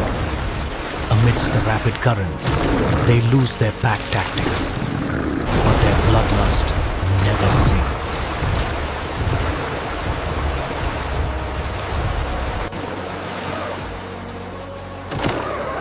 Sound of wolf claws scraping bamboo. On a cramped raft, there is no room for retreat. Victory belongs to whoever controls the center of gravity.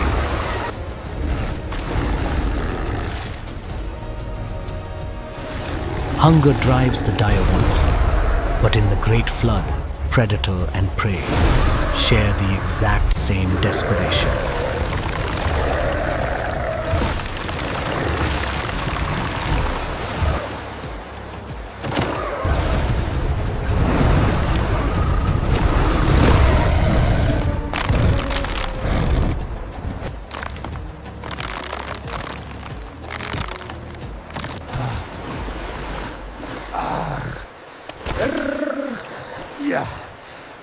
Do not meet strength with strength.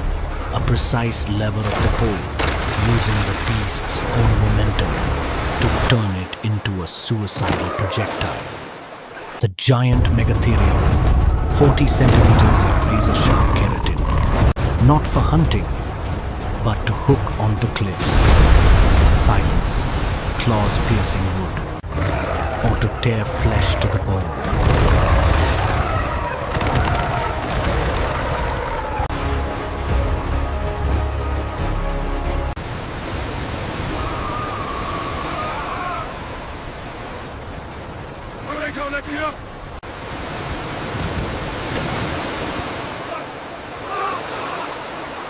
Silence, the ultimate weapon of the hunted. In this moment, a skipped heartbeat can be a death sentence.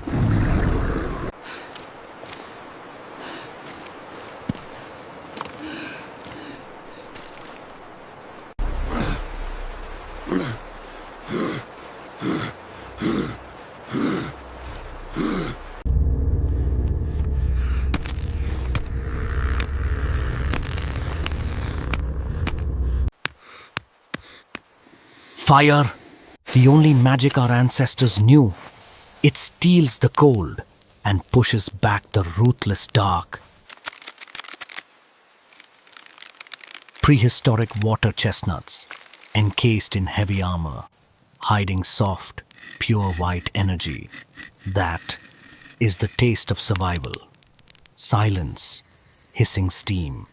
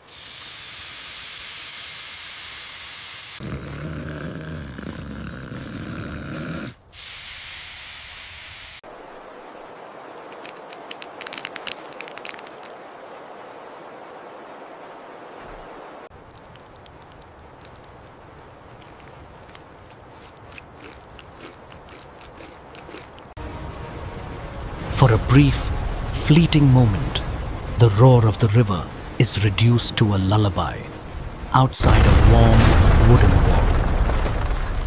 But nature never sleeps, and it absolutely does not forgive complacency. The water continues to rise. The safest shelter suddenly becomes the darkest tomb. The river is claiming its due.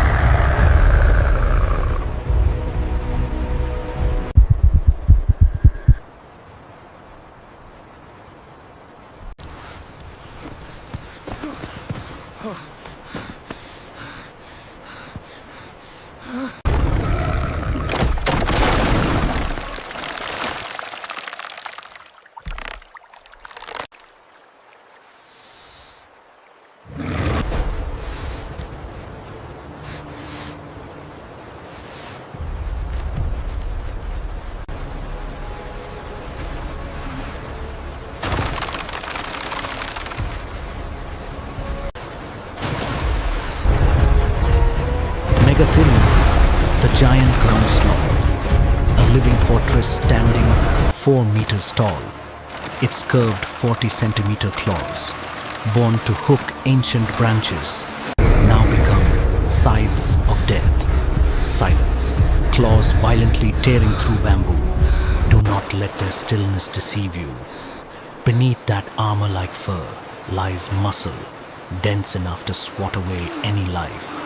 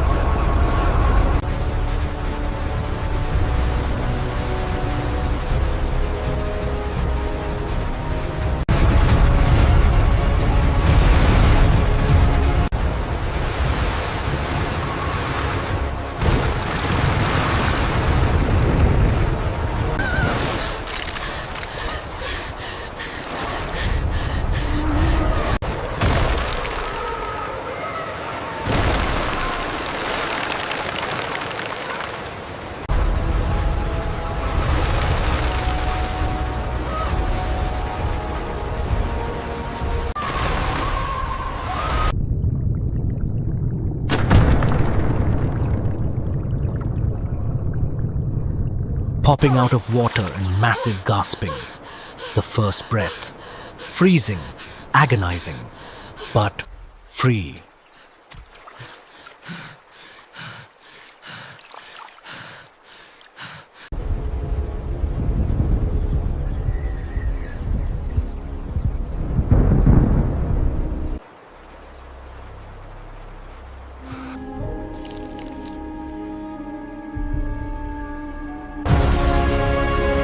A fury strong enough to uproot a 1,000-year titan. The very thing meant to destroy them ultimately becomes their vessel of salvation.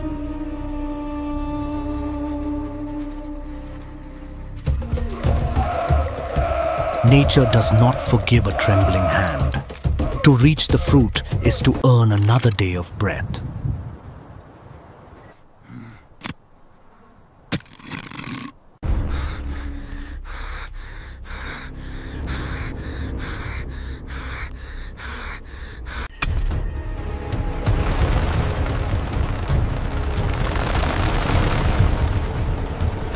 There.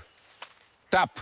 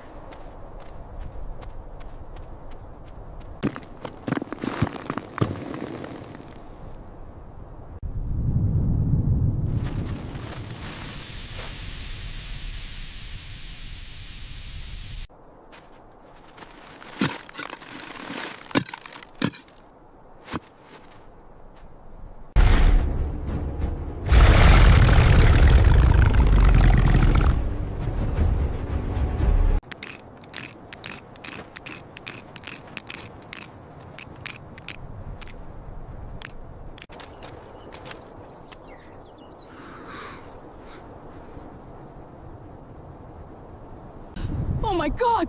Get ready! Keep back! It's coming! Run! Faster!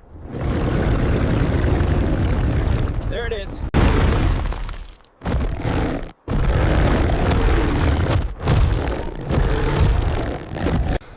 Koda! Go, go.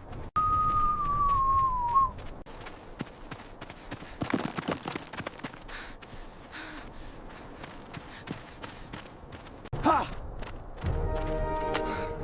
Ha! Gri! Ung!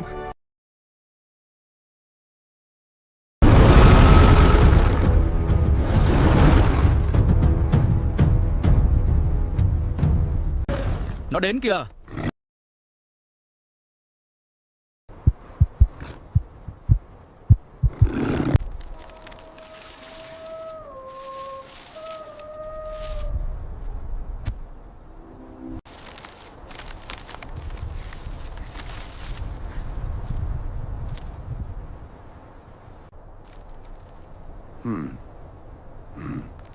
Watch the others. Yes.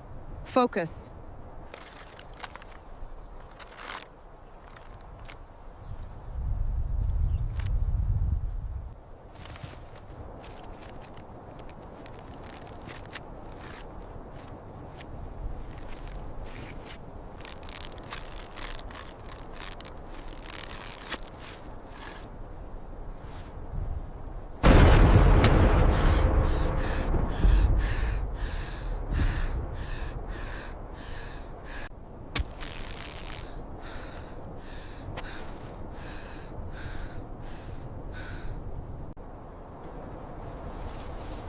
Keep it tight, brother.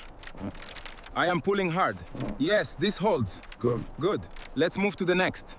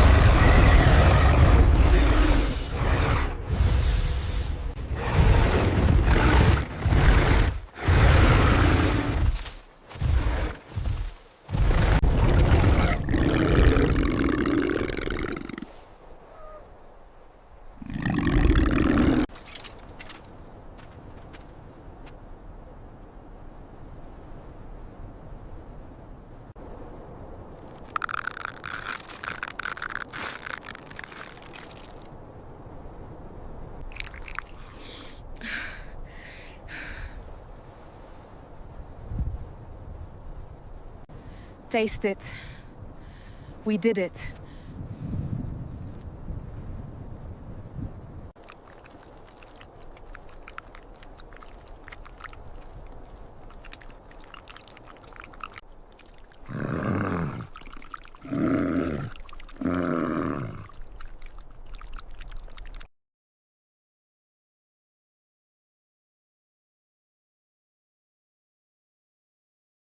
Wet leaves, a paradox of fire. Koda knows that heat is useless here. He needs smoke, dense, blinding smoke, to paralyze the primal instincts of the megapiece titan.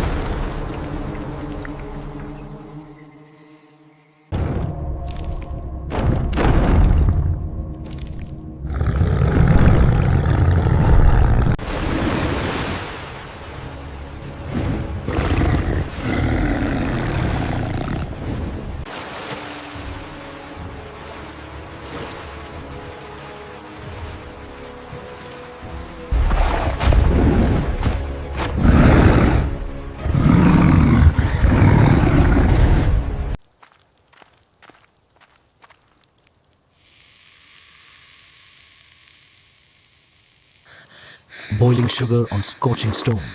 The amber honey caramelizes.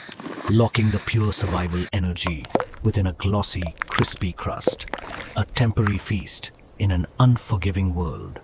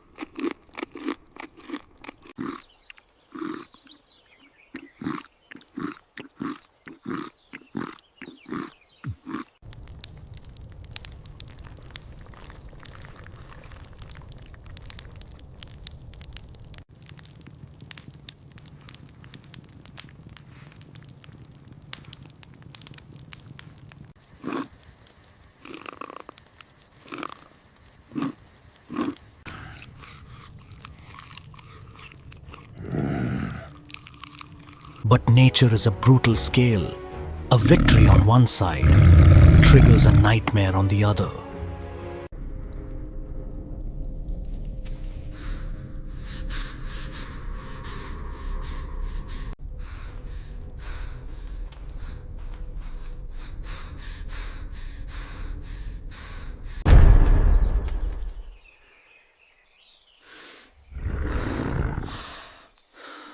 Arctodus simus, 1 ton of apex muscle, drawn from the shadows by the sweet scent of liquid gold.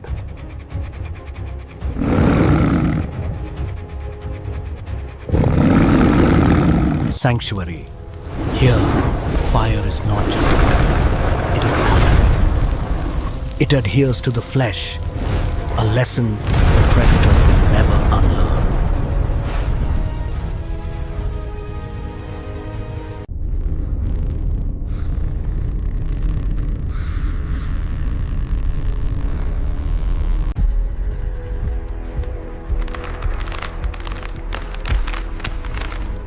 Into the abyss of the earth to find the sky, a cenote, an oasis forged by 1,000,000 years of solitude.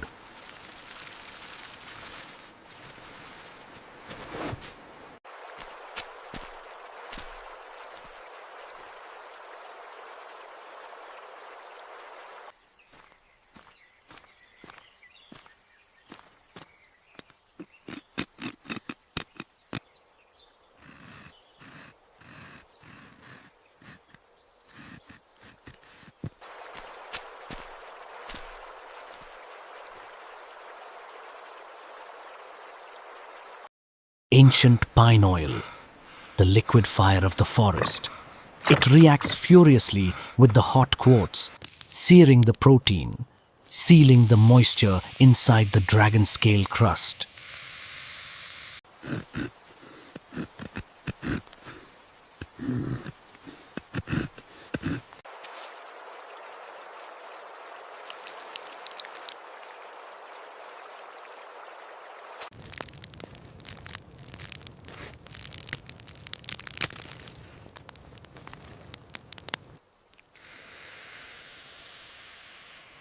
Sharp nasal huff. Deeper nasal huff.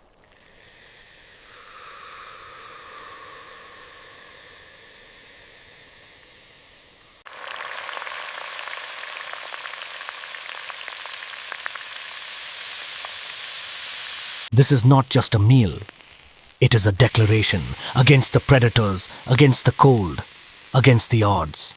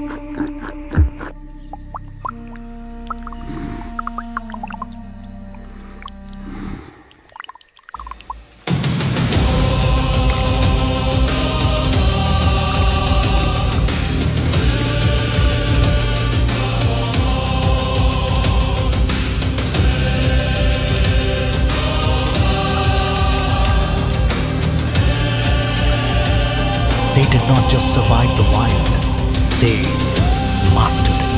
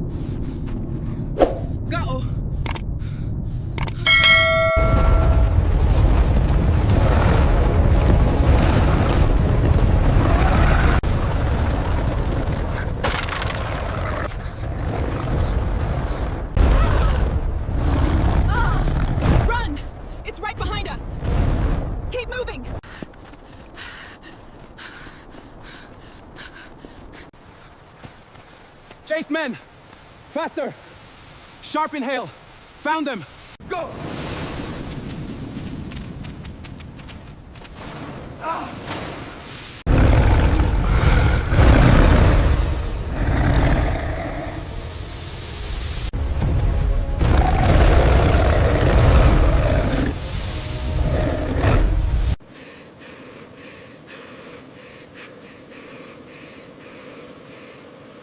The earth rewards those who survive her tests.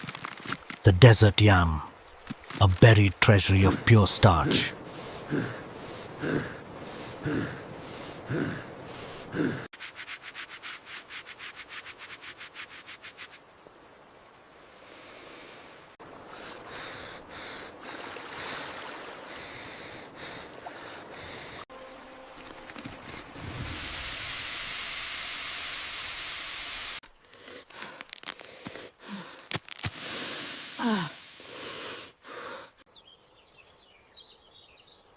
Golden sugar of wild honey, pemmican, the first energy bar of mankind, a sweet rebellion against the storm.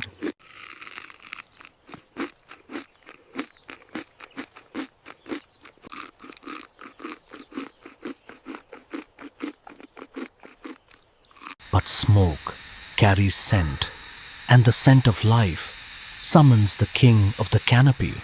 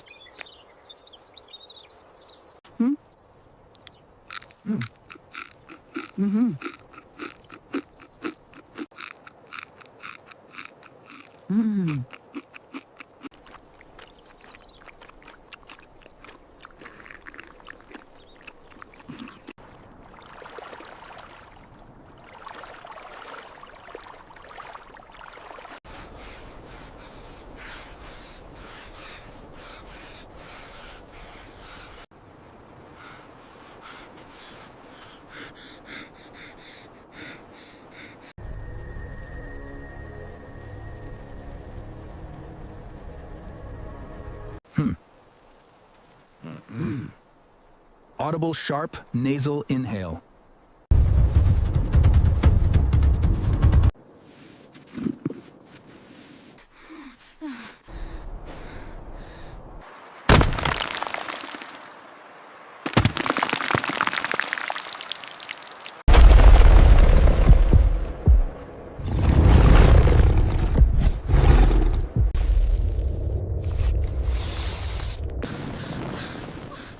No!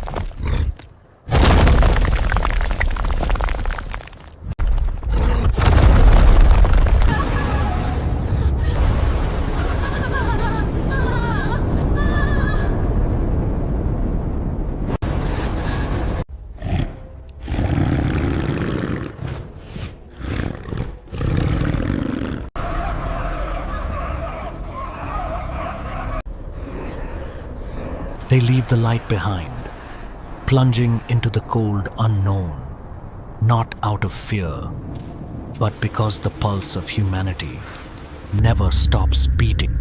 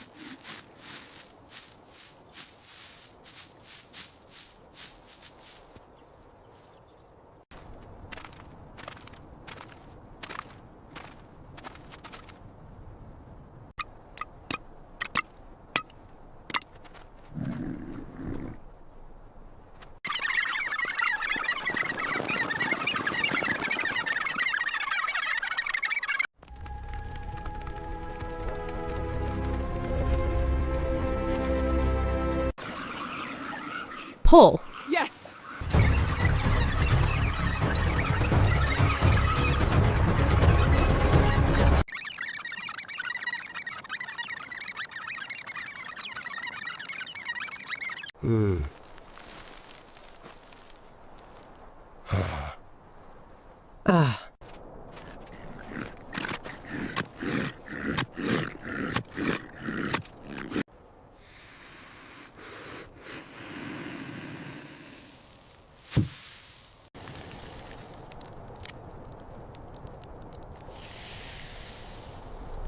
Every calorie is a stolen victory. Smoke and time, the prehistoric alchemy that turns fleeting fresh meat into golden, preserved life. In the wasteland, fat and protein are not just food. They are time, time bought from the jaws of starvation.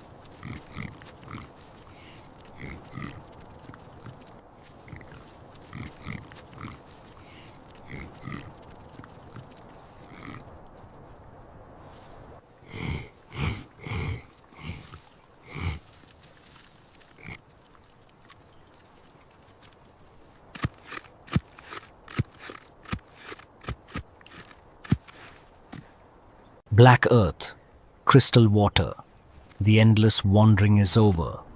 A tiny wild seed pressed into the fertile mud. In this fragile gesture, the hunter dies and civilization is born.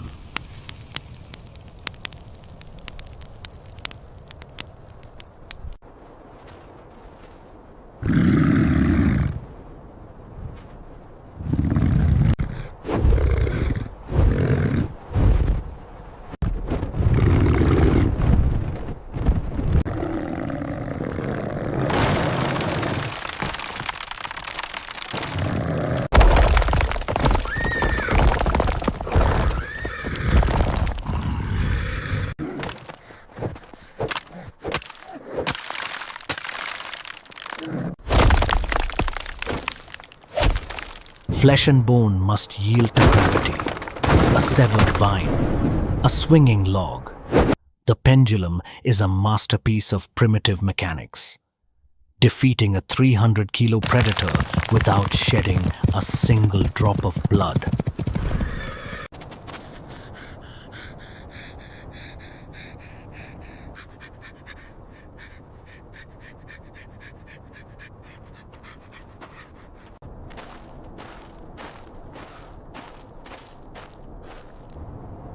A sealed leather membrane over a living bush. As the plant sweats to survive the heat, the vapor hits the stifling trap, condensing into pure, distilled life. The physics of evaporation, saving a human life. The desert is a master of extremes, from boiling sand to freezing limestone. But the microstructures of animal fur know how to trap the invisible breath of the fog.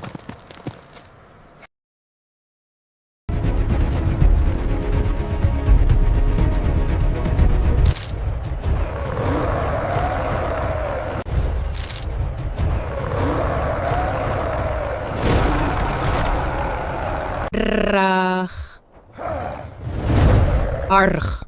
Centrifugal force, 3 stones bound by leather, 1 perfect flight mark. It wraps the legs, stealing the beast's momentum. Intellect, neutralizing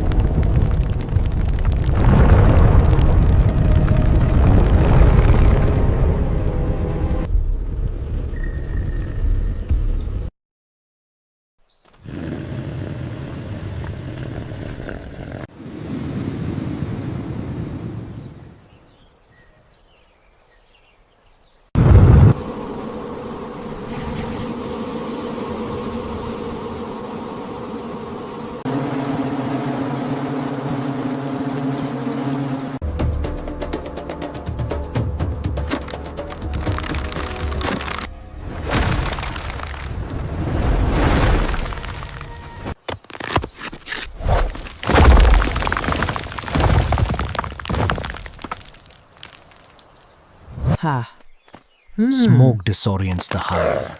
Sweetness disarms the beast. Grunt. The currency of the wild is not always blood.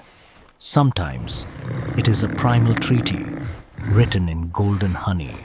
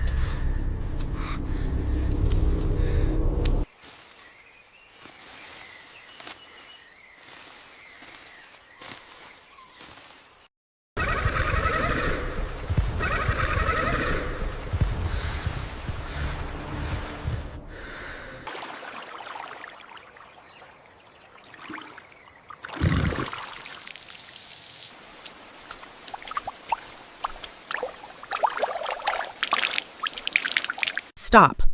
Look down. The giant Arthropleura, pinned securely at the neck. No armor pierced, no venom spilled. A masterclass in non-lethal restraint. Acid that melts stone. A direct strike is fatal. The human advantage lies not in muscle. It lies Push in the mechanical down. precision Harder. of a lever. Trap it. A Now. It's Y-shaped caught. branch. Hold it. Physics against armor.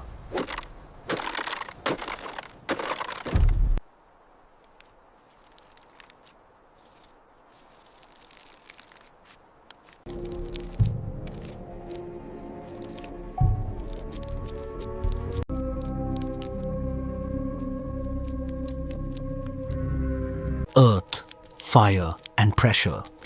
The bamboo locks the moisture within.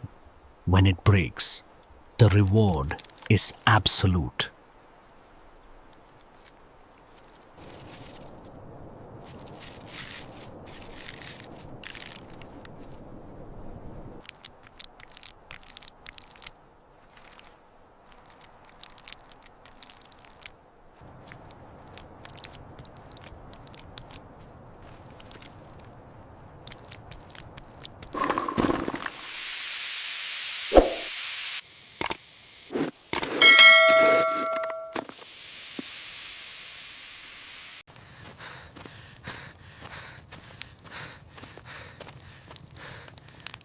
A sealed clay tube in the embers. The steam pressure builds, forcing the essential oils of wild sage directly into the white meat. Thermodynamics, serving the palate.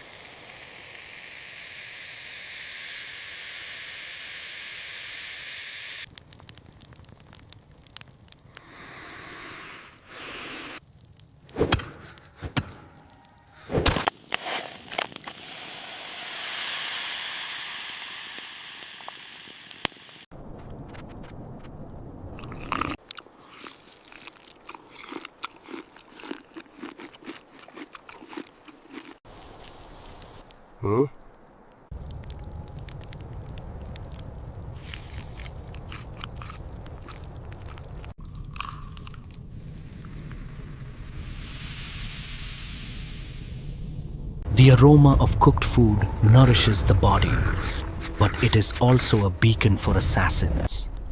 To survive the falling death, one must embrace the void. Gravity, once again, becomes an ally.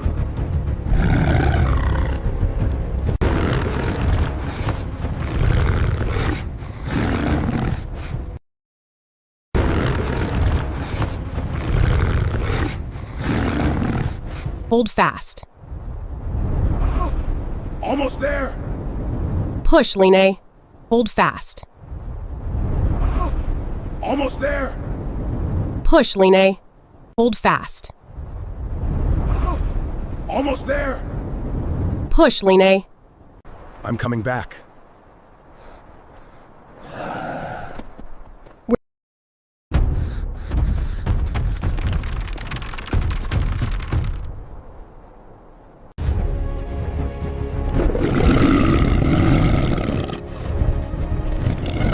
Baobab Valley, guarded by a titan. 6 meters of sheer muscle and keratin claws that can split boulders. Weapons are useless here.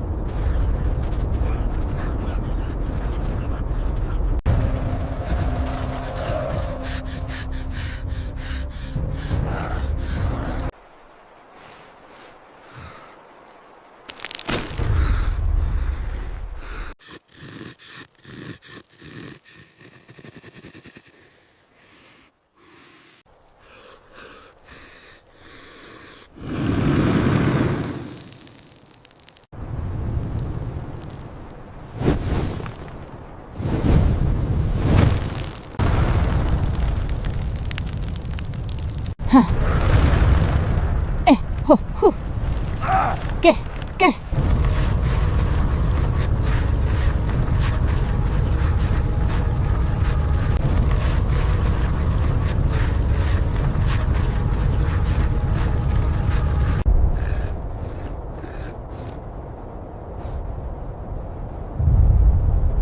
apex predator answers only to the kill. But when the sky breathes fire, the food chain shatters. Instinct turns from hunting to pure survival.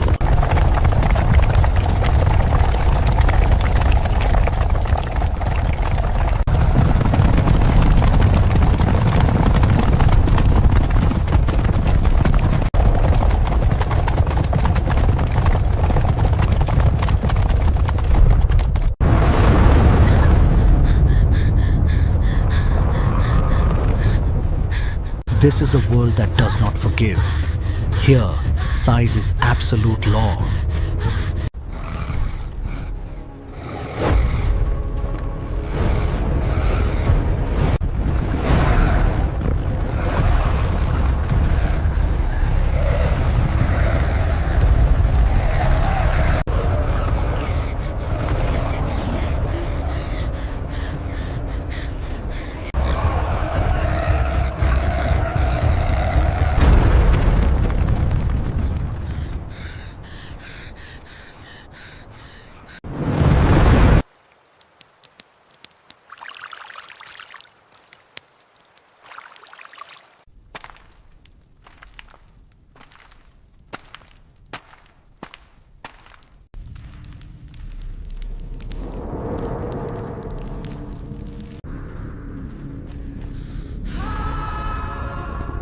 Bioluminescence, ancient algae, adapted to absorb the faint thermal energy from the underground spring.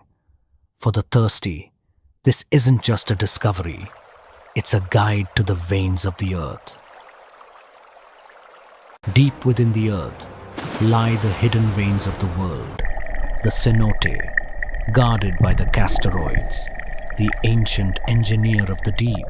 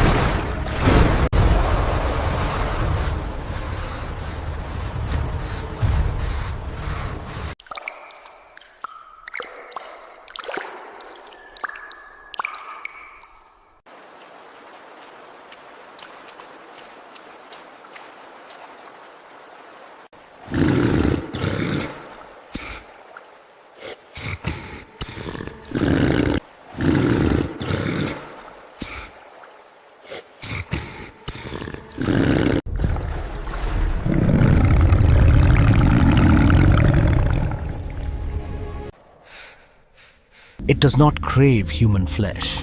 It desires timber to build its fortress. A quiet exchange of resources. Respect, granted through understanding.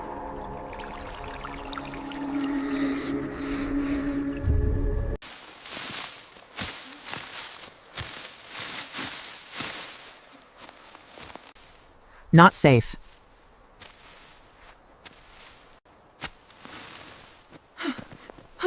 Whoa. Whoa. Whoa.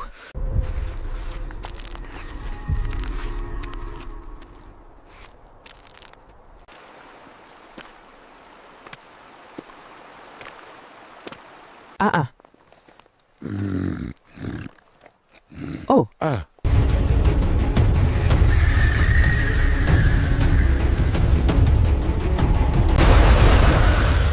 Ha. Ooh.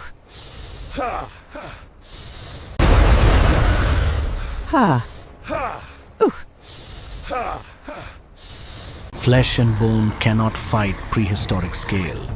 Muscle will fail, but intellect uses the earth's own weight.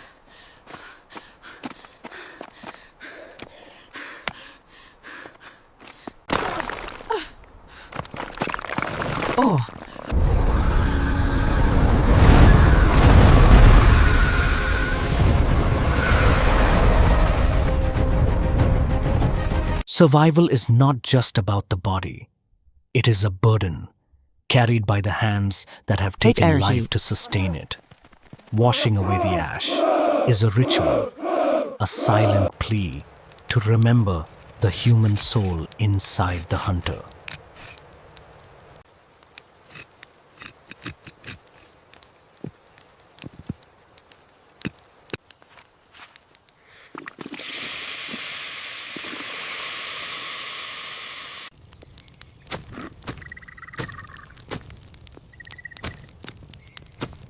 Fire, ceramic bone, boiling water.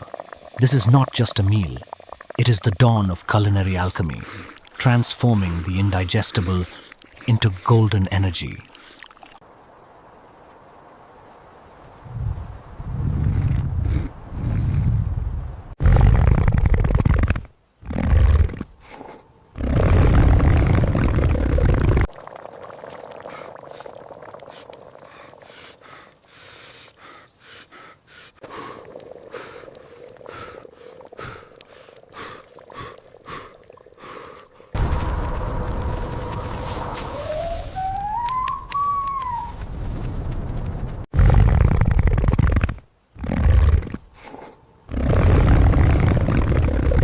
Huh. Ung. Huh. Ung. We're almost there.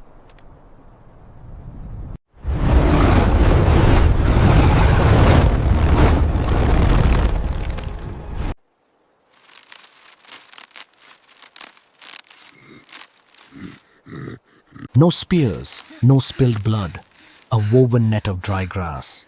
Survival is rarely about brute strength. It is about anticipation.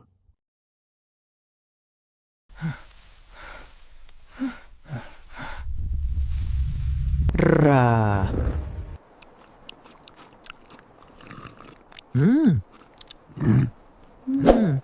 Rach. Hrmp.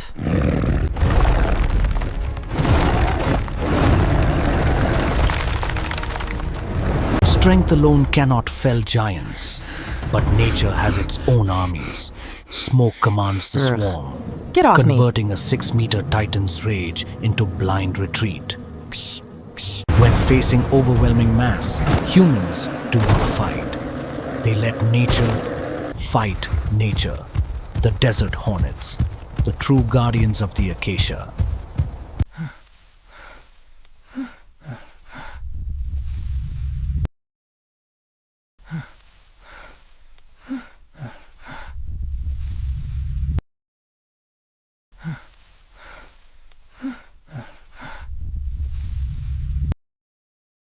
The ash is cool, but the abyss waits. 800 kilograms of muscle and bone. Brute force cannot be met with brute force.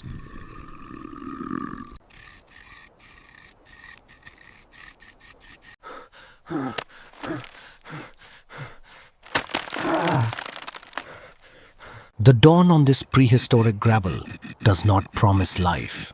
It only offers a chance to fight for it.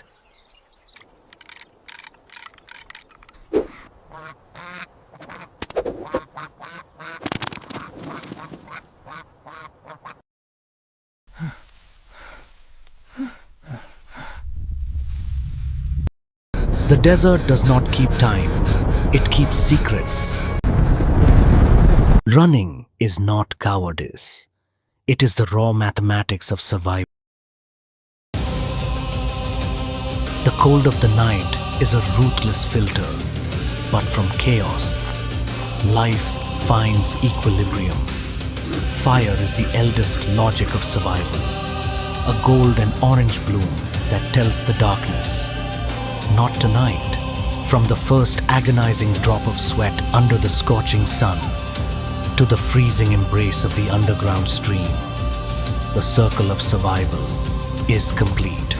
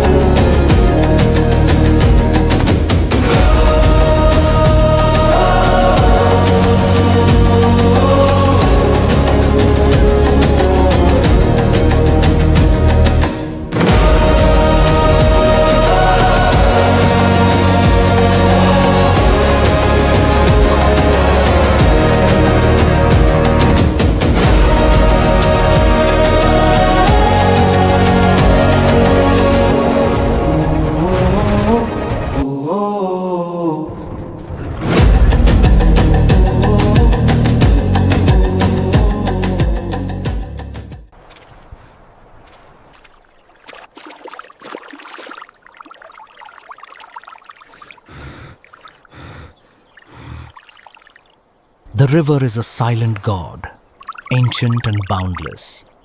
Its water is thick with the silt of 1,000 sun-scorched deserts.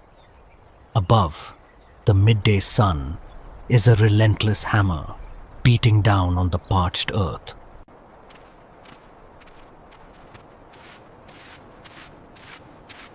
Hey! Hey! Hey! Hey! Hey! Hey! Hey! Hey! NJ.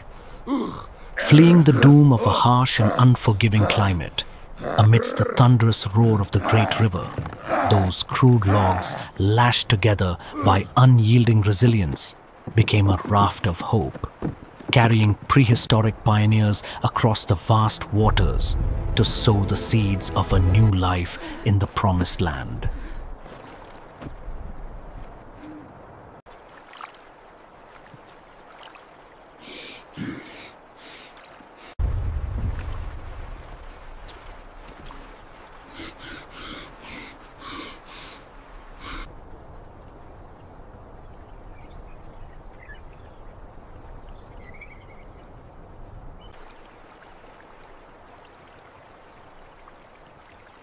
Koda and Line drift on a fragile raft of logs and vines.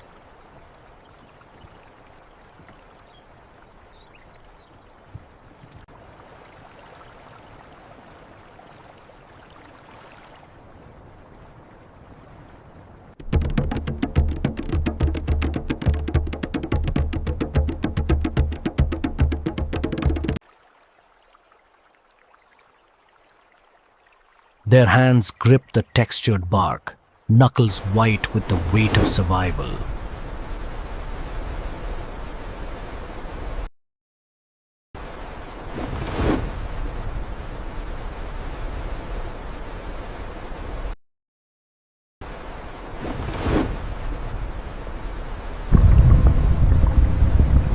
Koda peers into the abyssal depths, searching for the shadows that dwell beneath.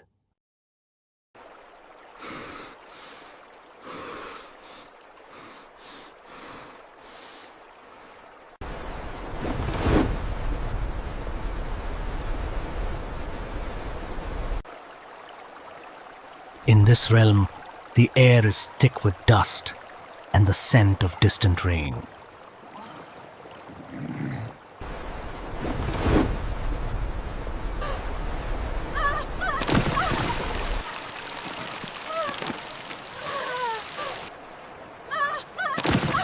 Suddenly, a heavy nudge ripples through the logs, a dark greeting from the abyss.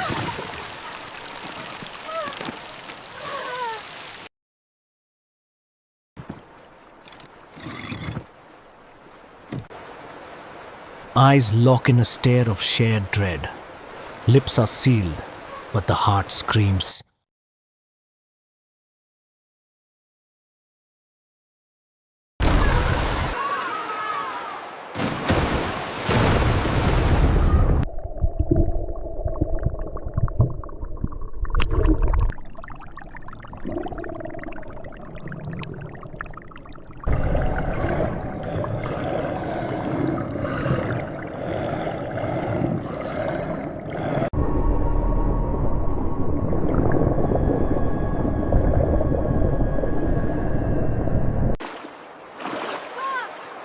Hold on!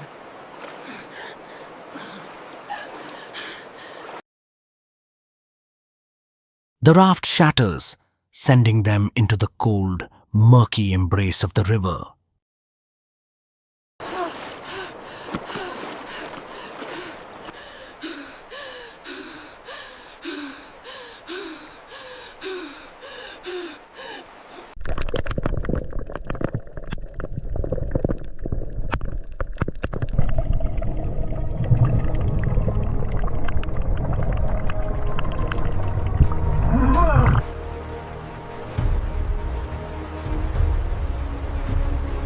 The water explodes in a violent breach as the prehistoric titan reveals its jagged back.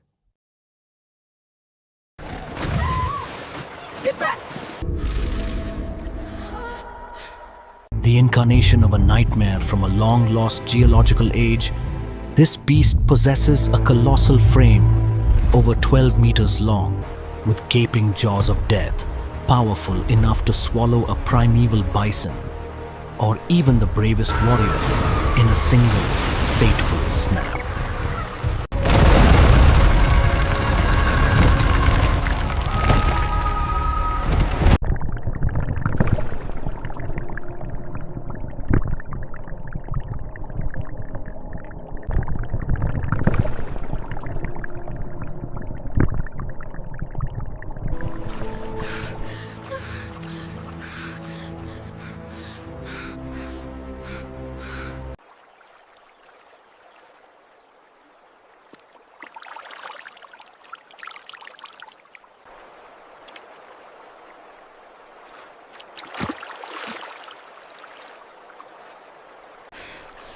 Swiftly bringing his wife to the safety of the shore, Koda turned his full focus toward the beast, ready to confront the predator and defend their path to the new land.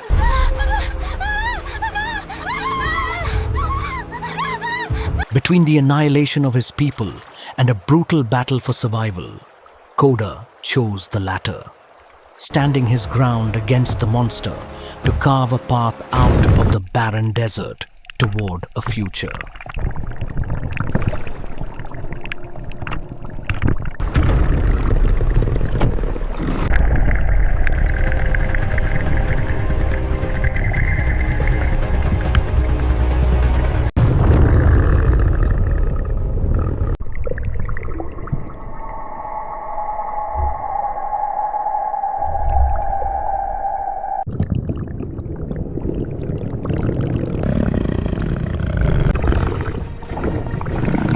Deep below, Koda faces the monster, his lungs burning for the air he left behind.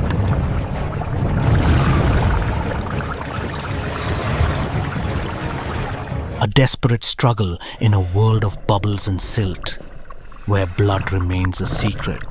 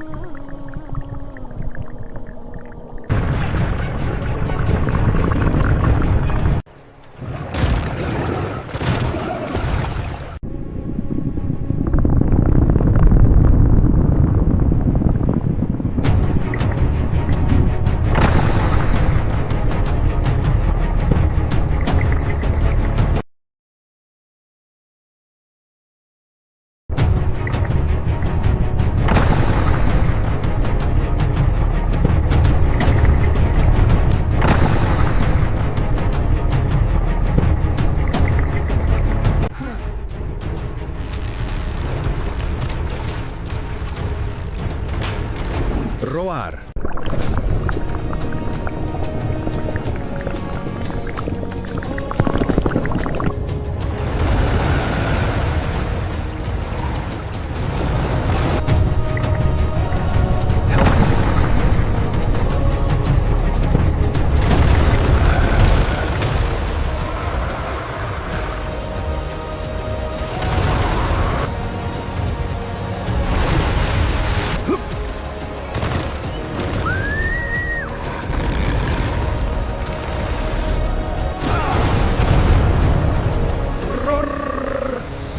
Feel the power! With a primal roar of effort, Koda lunges, driving the stone tip home.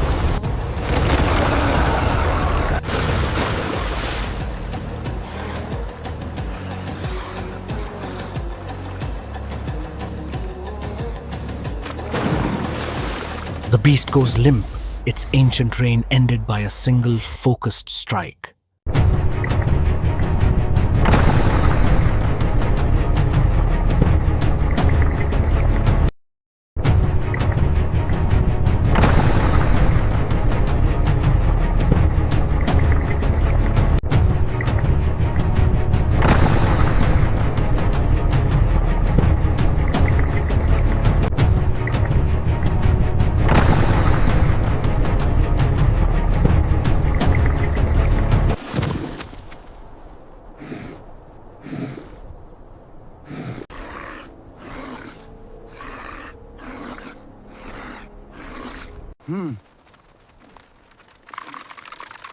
Good.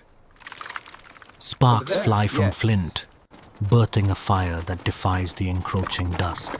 The fat sizzles on the hot stones, a golden nectar dripping into the flames. They eat in a sacred silence, tasting the victory of those who refuse to die. As the embers fade, Koda drifts into a dreamless sleep, guarded by the river's song.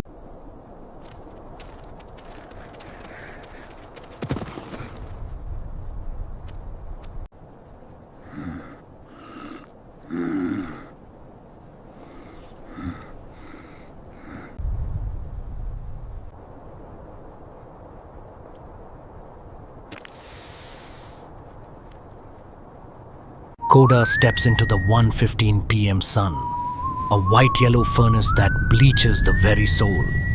The 1:15 p.m. sun is not a star, but a white-hot furnace stripping the tribe of their last breath.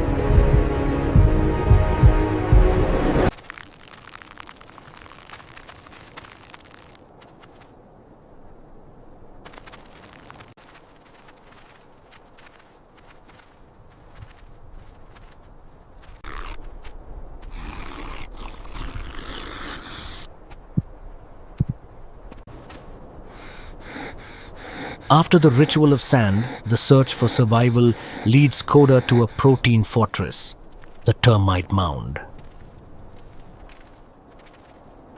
Termite mounds are the skyscrapers of the savannah, housing millions of tiny protein cells.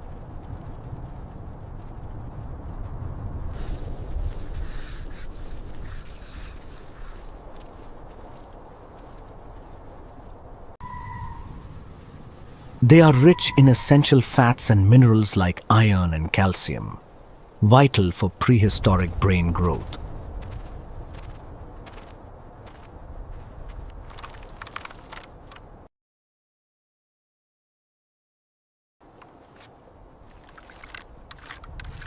Lean applies wild honey to a fern twig, a golden lure that mimics the termites' food pheromones.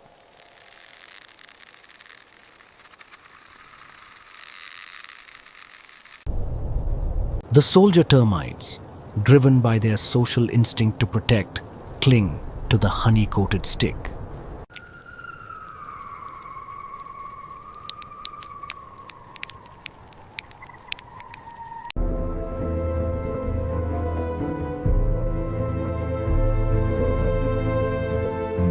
A white waterfall of life is harvested, a high-calorie reward with zero risk of injury to the hunter.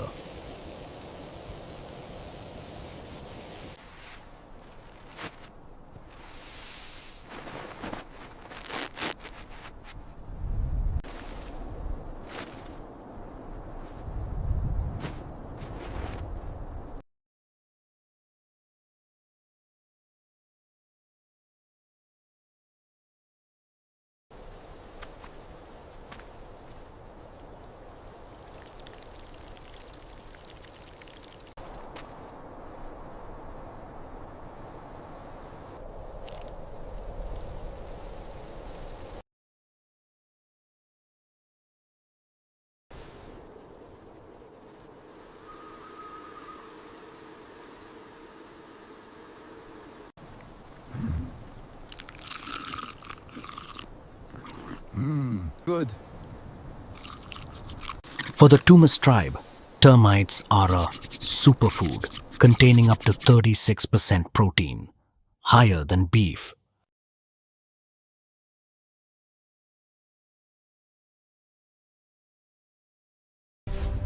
The analysis reveals a stark contrast.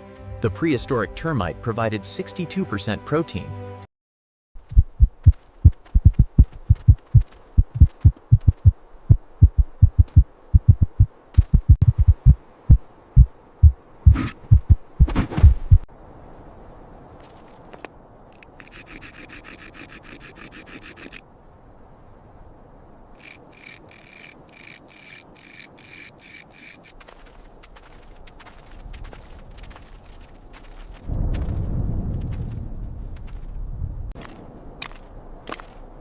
But the forest offers a larger prize. The prehistoric kangaroo, a fast and powerful marsupial.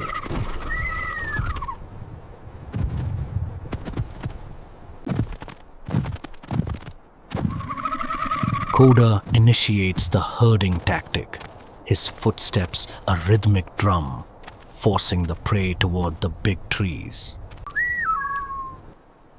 Above, hidden in the dense canopy, the Tumus hunters wait in absolute predatory silence. At Koda's signal, a heavy vine net is cast from above, trapping the beast in a mesh of natural fibers. Gravity and teamwork finish the hunt. The tribe's coordination is their greatest weapon.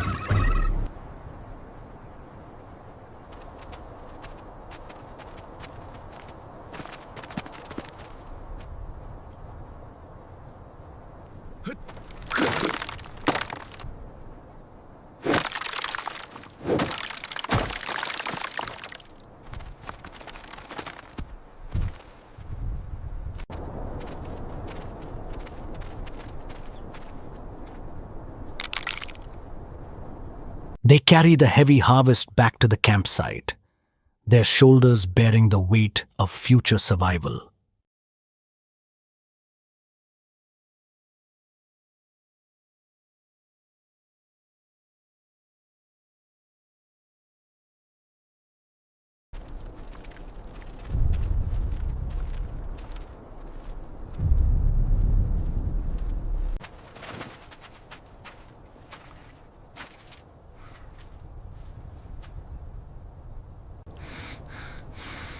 The fire is rekindled, a sacred glow that transforms raw muscle into a golden feast.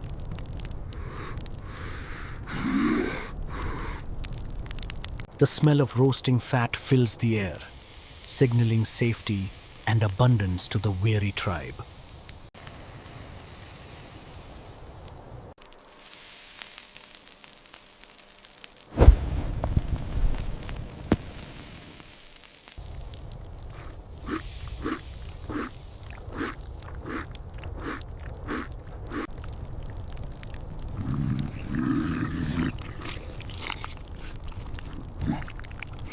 They eat in a unified circle, the crunch of roasted insects and the richness of kangaroo meat. In the prehistoric world, knowledge is the difference between an empty stomach and a full belly. Under the silver moonlight, the Tumus tribe rests, fueled by the bounty of the earth and the sky.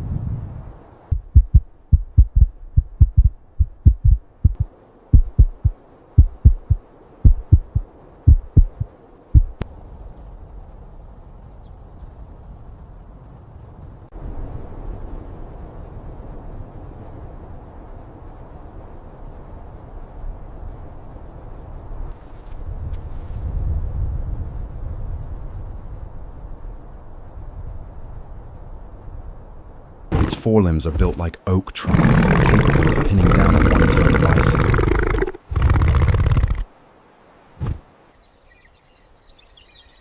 Unlike modern cats, its power lies in a specialized canine shear bite mechanic. Those iconic 20-centimeter fangs aren't for crushing, they are surgical daggers.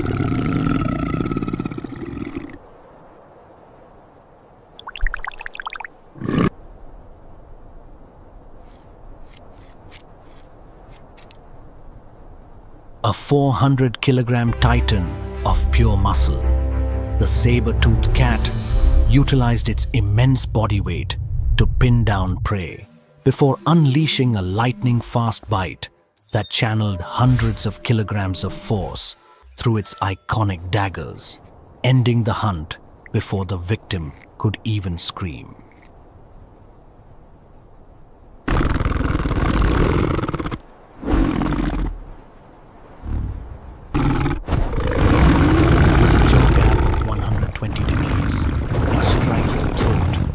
Precision of a guillotine. The chase, its stride can cover 6 meters in a single bound. Fueled by pure adrenaline, Coda feels the ground vibrate, a rhythmic thud of 400 newtons of force per paw.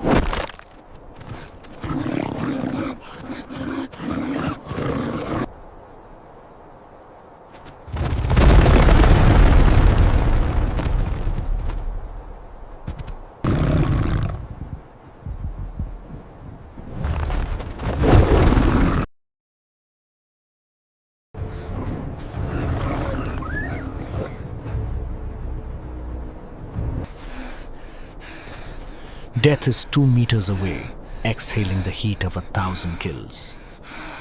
The pupil constricts, the heartbeat thunders.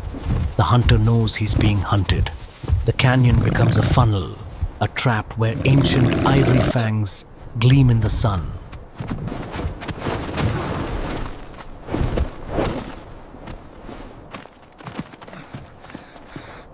A desperate gamble. Coda ruptures the sacred fungal pouch. The lemon yellow dust is a neurotoxin to the beast's hypersensitive olfactory system.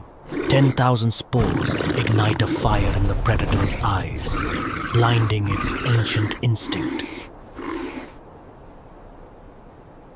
10,000 spores ignite a fire in the predator's eyes, blinding its ancient instinct. Roar! Hiya!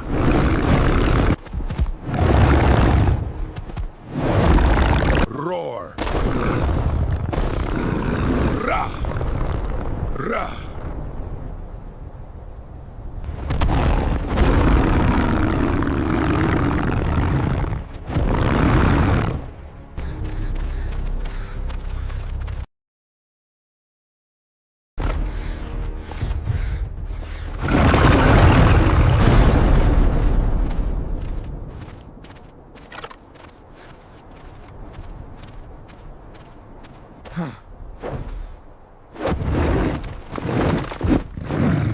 Roar!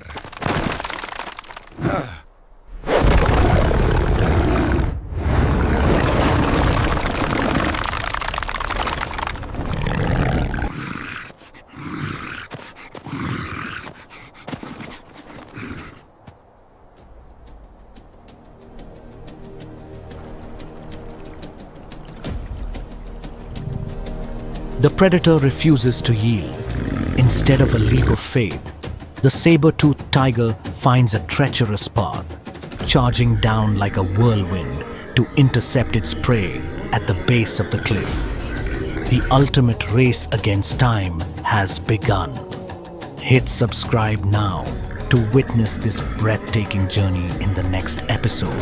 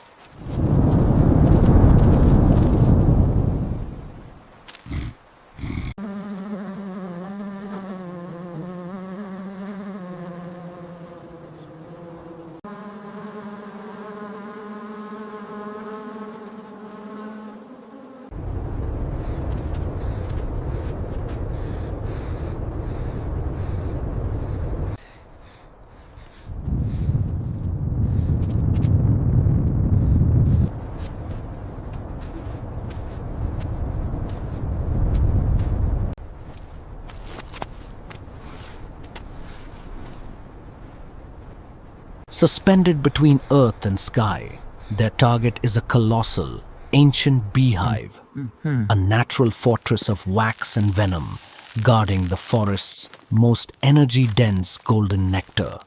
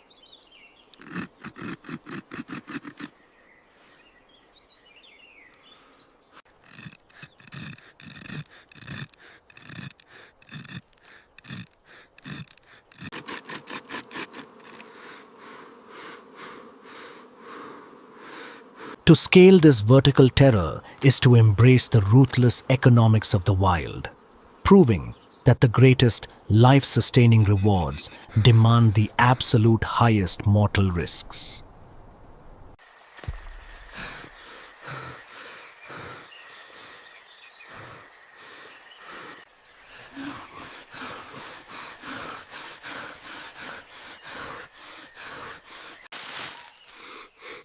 To elevate their primal feast, Lene navigates the deceptive forest floor, strictly discarding the vibrant redcaps that carry deadly toxins in favor of the safe, pale white fungi.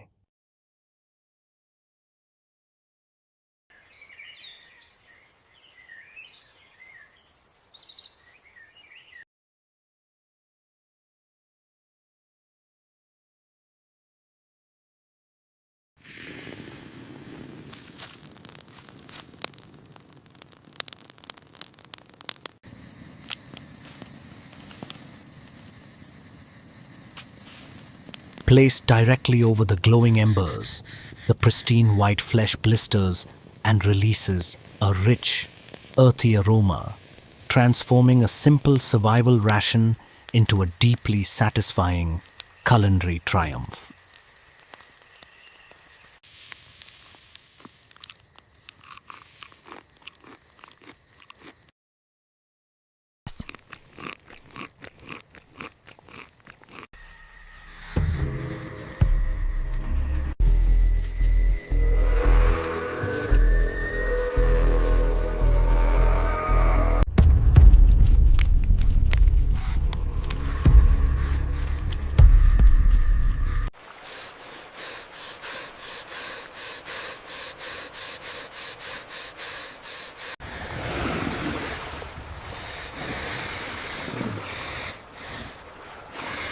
Sanctuary.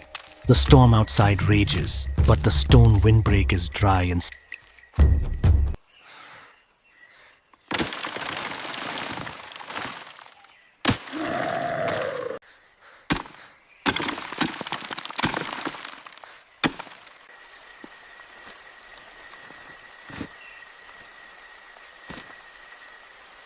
in the brutal ancient world, survival is inherently selfish. Yet, mercy is a rare, expensive currency. Today, the tribe paid it in full.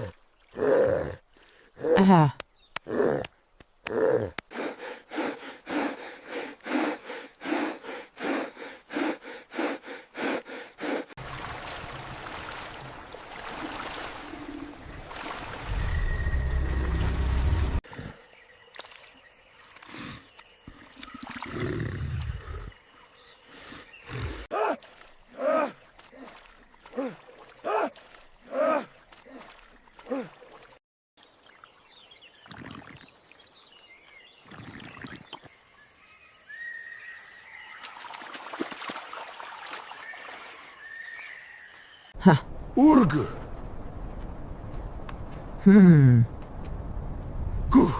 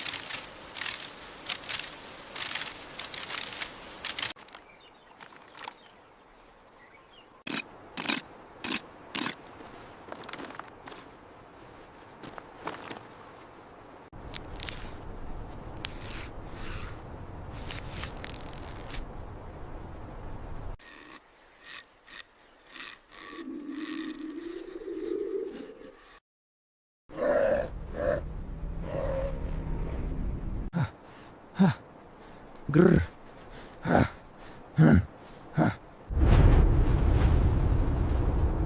You do not conquer the river, you endure its temper. The human chain does not break, because fear binds tighter than any vine.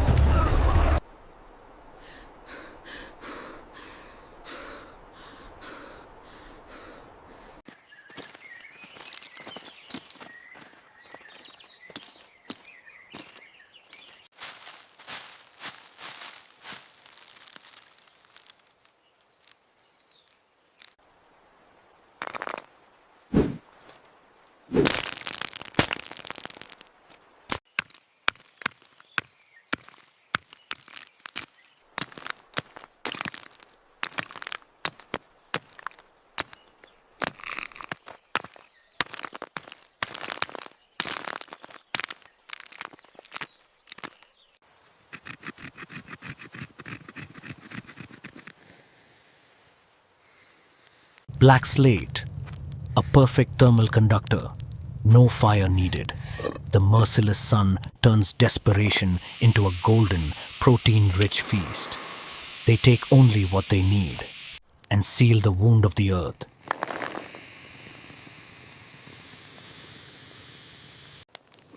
The black basalt acts as a natural skillet, fern leaves, a non-stick barrier.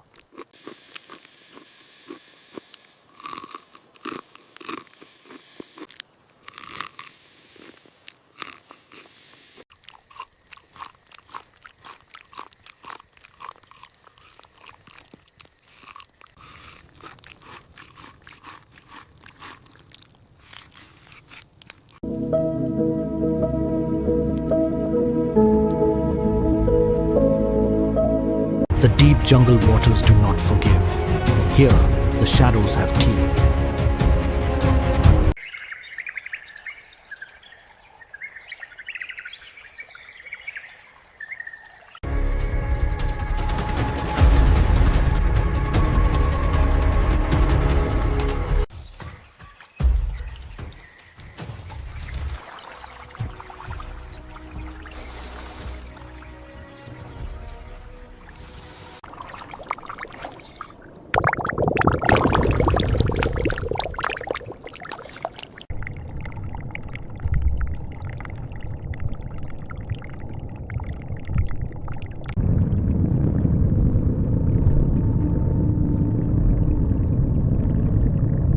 Two apex predators navigate the same narrow hunting ground. The armored titan.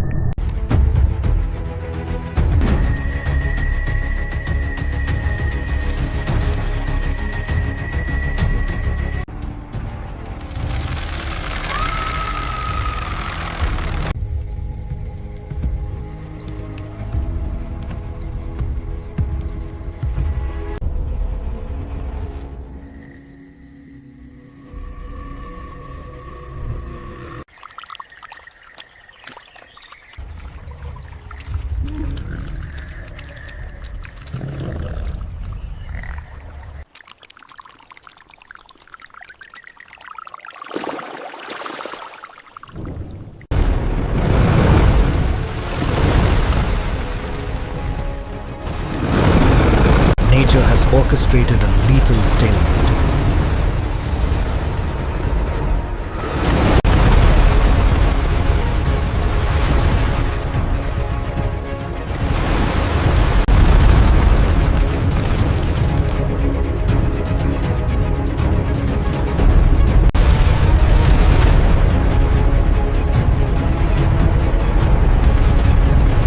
Armor meets pure muscle.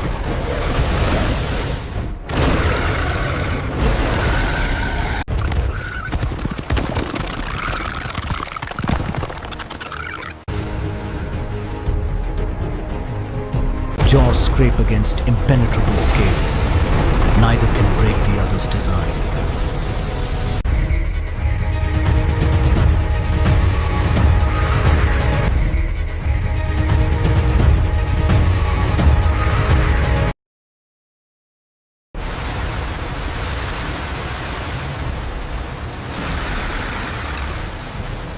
The python calculates the cost. A war with no flesh to consume. It uncoils. It slips back into the abyss. This is not cowardice. Walking away from an unwinnable war is the ultimate mastery of survival. Two kings live to reign another day.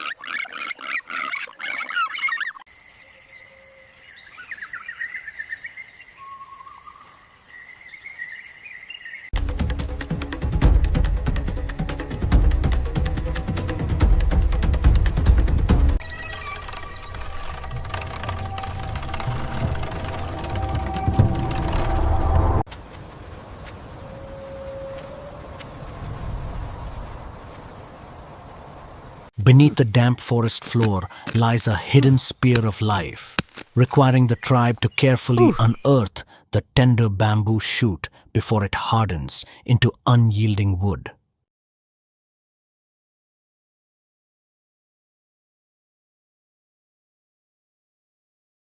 Rather than exposing its delicate flesh directly to the destroying flames, the primal mind utilizes nature's own pressure cooker by sealing the harvest inside a fresh, hollow bamboo tube.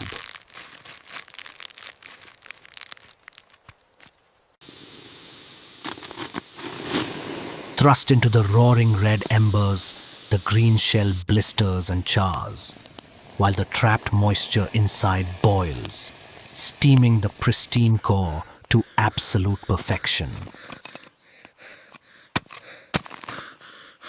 Splitting the scorched vessel releases a sweet, steaming bounty of the earth, a masterful display of ancient culinary engineering that transforms a raw root into a sustaining feast.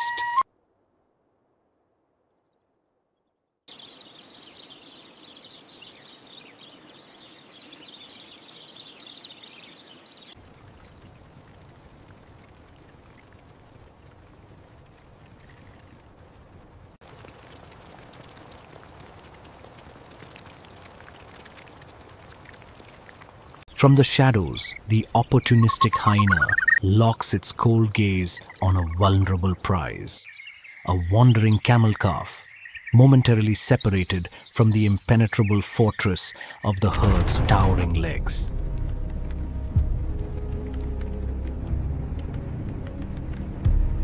The predator launches a ruthless pursuit, driving the exhausted calf to the very edge of the abyss, where a single misstep dictates the brutal law of survival. Yet, in the final fraction of a heartbeat, the mother camel intervenes with a bone-shattering headbutt, forcing the thwarted scavenger to surrender its feast and fade back into the wasteland.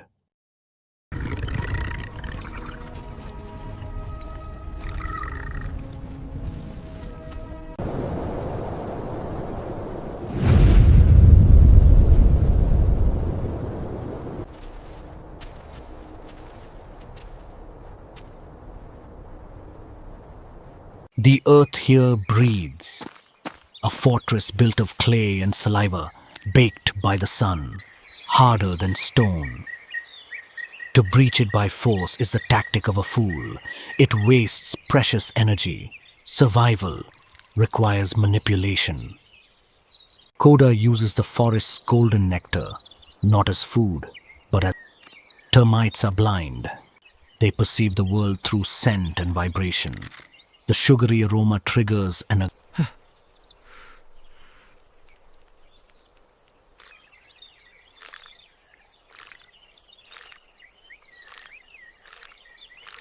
The stalk is pulled out, revealing a massive cluster of fat, white termites. Patience yields the harvest, a cluster of subterranean life.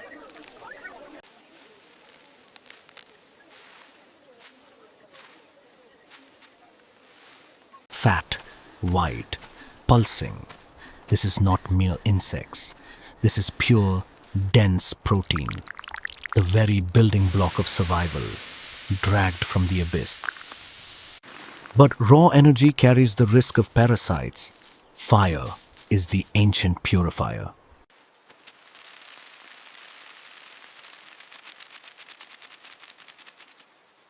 Over the glowing red embers, the moisture evaporates. The soft white bodies golden, crispy, a feast of earthy flavor and crackling fat, to outsmart nature and feast upon its hidden treasures.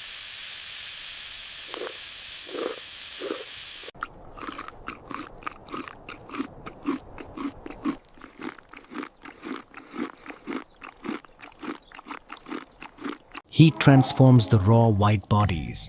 Fats bubble, proteins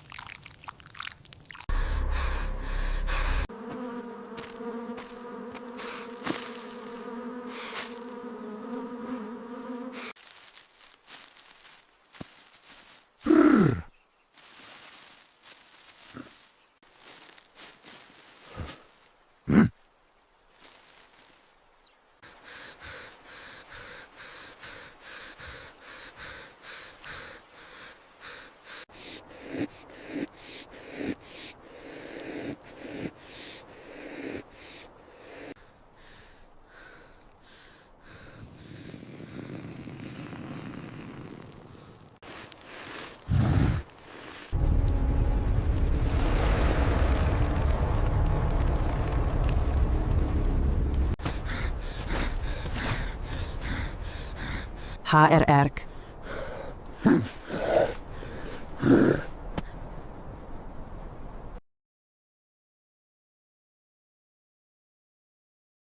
Instead, they harness the pacifying power of thick smoke, a primitive chemical weapon that masks the insect's alarm pheromones and subdues the angry guardians.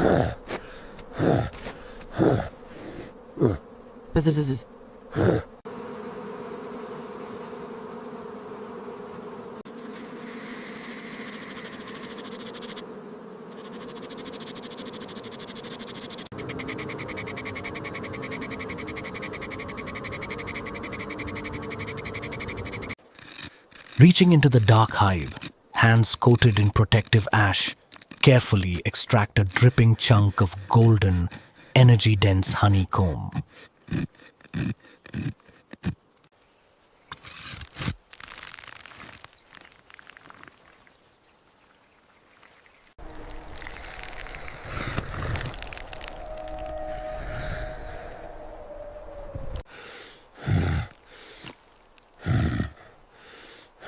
Yet, driven by the wisdom of the wild, they do not pillage the entire horde, deliberately leaving the vast majority of the sweet reserve untouched.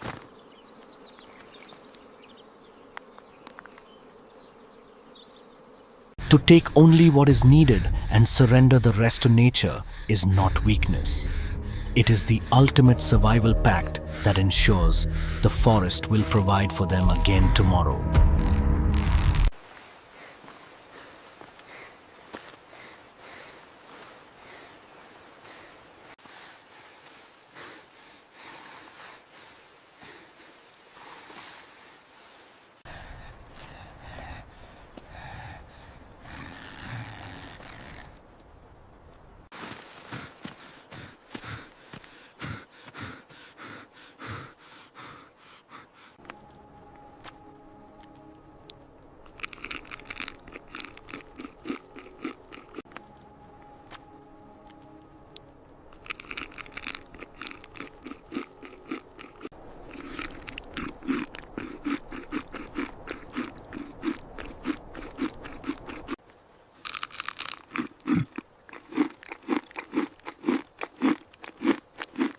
The Haboob, a black wall that erases the horizon.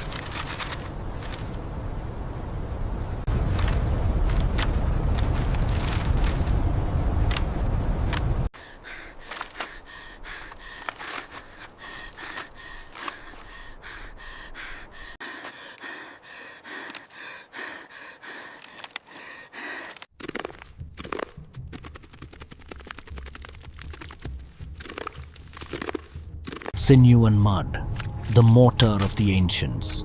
Outside, the world ends. Inside, man makes fire.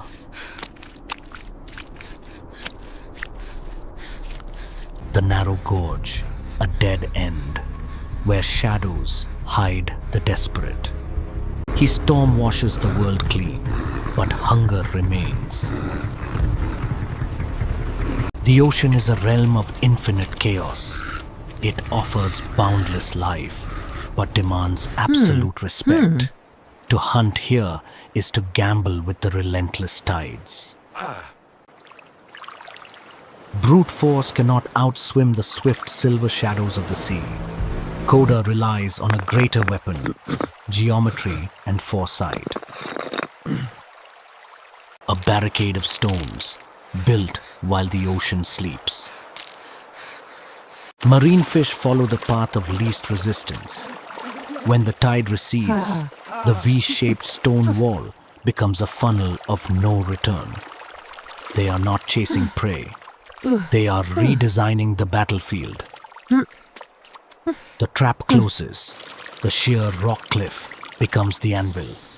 Characters Tumas' tribe become the hammer. But flesh alone cannot sustain the human engine. The tribe harvests the green hair of the coast, seaweed.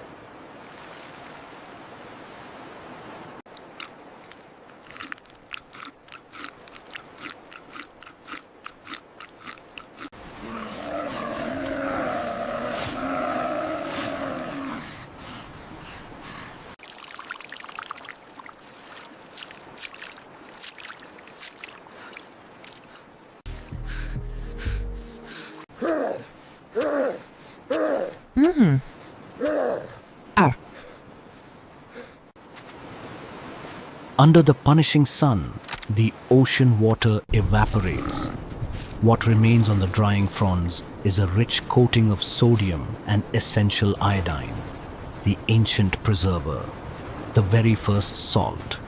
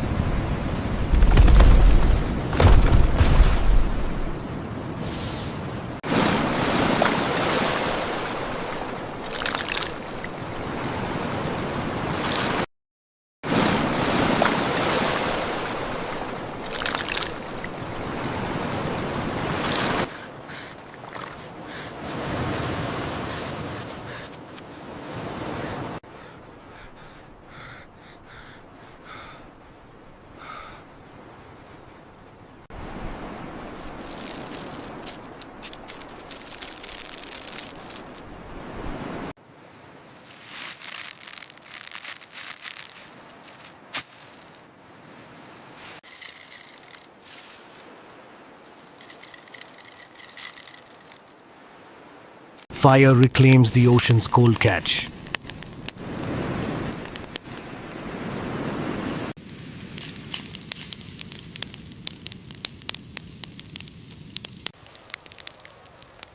The silver skin blisters, turning a rich golden brown. The sweet fat hisses against the red embers. Combined with the crunch of the salty sun-dried seaweed, the roasted flesh delivers a massive surge of dense nourishment. To read the tides and turn the ocean's trap into a feast, this is the triumph of the human mind.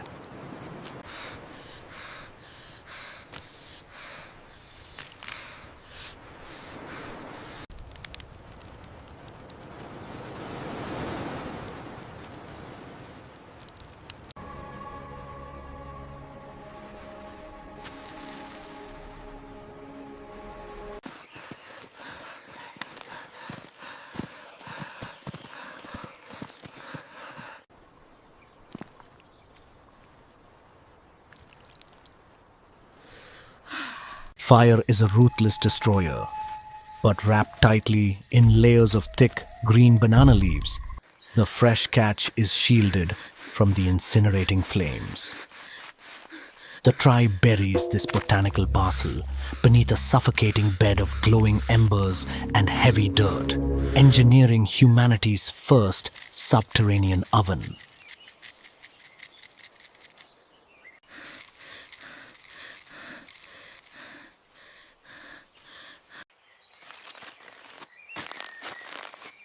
Unearthing and peeling back the scorched leaves reveals a steaming, golden treasure, a masterpiece of primitive culinary art, radiating an intoxicating, rich aroma that guarantees their survival for another day. The sun retreats, leaving behind a fragile illusion of safety. For today, the heavy debt of survival has been paid in blood, sweat, and fire.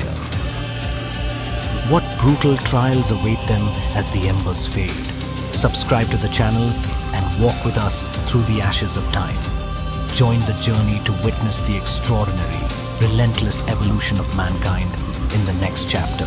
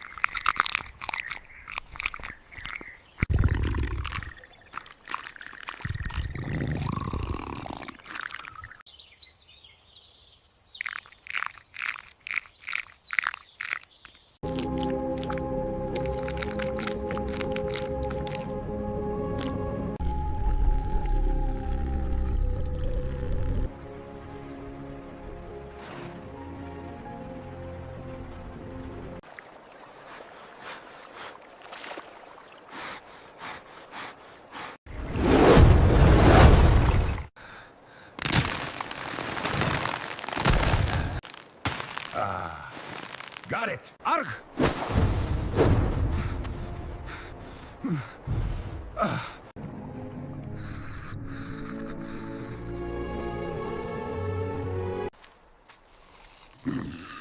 Keep pouring. Almost done.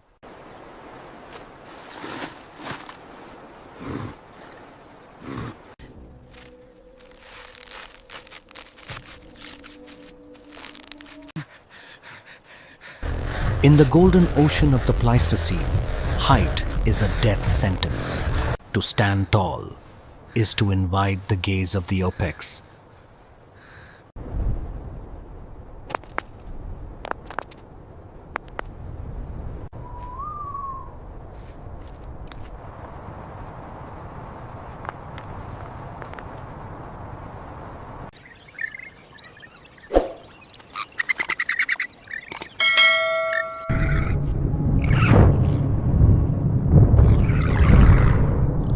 Keep your eyes on the horizon. We're close.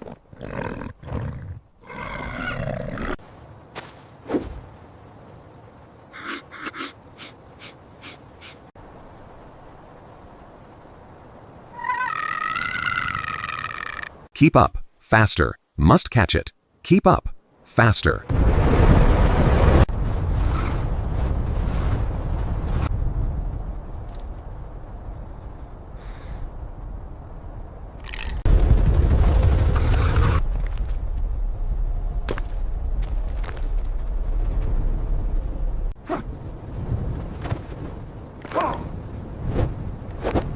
The terror bird. 3 meters of armor and predatory instinct. It doesn't need to chew. Its axe-shaped beak is designed to sever a human spine in a single strike. Pause. But man possesses a weapon far deadlier than claws.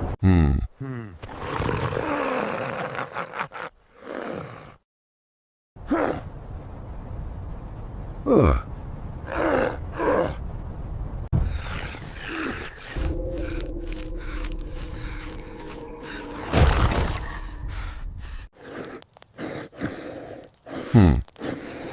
Oh.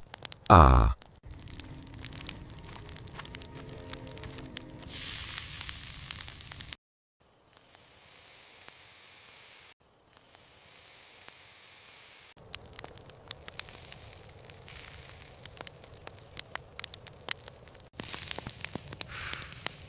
It does more than warm the skin. Heat alters the meat's chemistry, breaking down tough proteins, unlocking pure energy. Tonight, they don't just survive, they feast.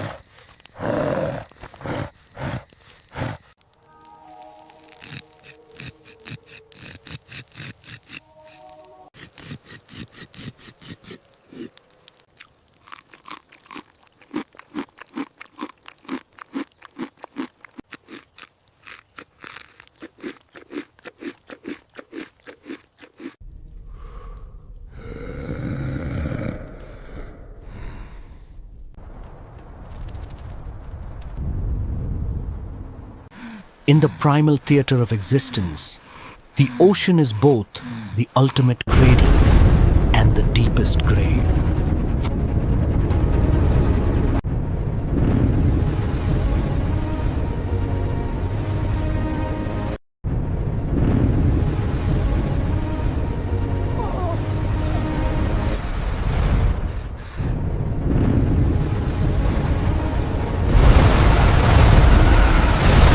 Weighing over 100 tons, this leviathan of the prehistoric sea relies on its massive size and thick blubber as the ultimate defense against oceanic predators. While lacking the lethal bite force of apex hunters, its sheer displacement of water can capsize anything in its path, though its slow maneuverability leaves it vulnerable to colossal deep dwellers. Here, he meets the ghost of the depths.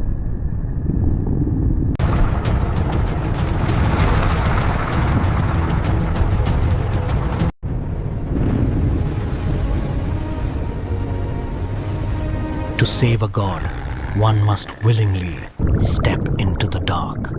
Koda plunges into the freezing void, where light surrenders to the crushing pressure.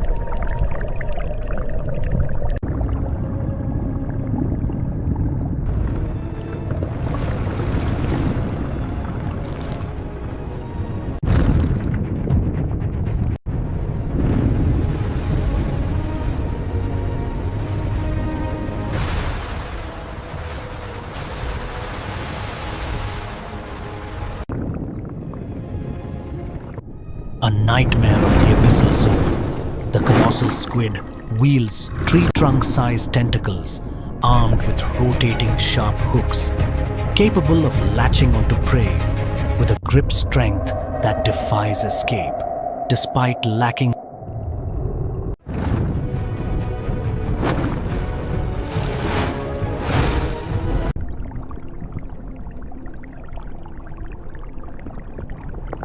a moment of pure catharsis. The opaque fluid from the indigo robe isn't just sustenance. It is pure, raw, biological energy. In an environment that constantly drains heat and calories, this rich liquid is the ultimate antidote to exhaustion.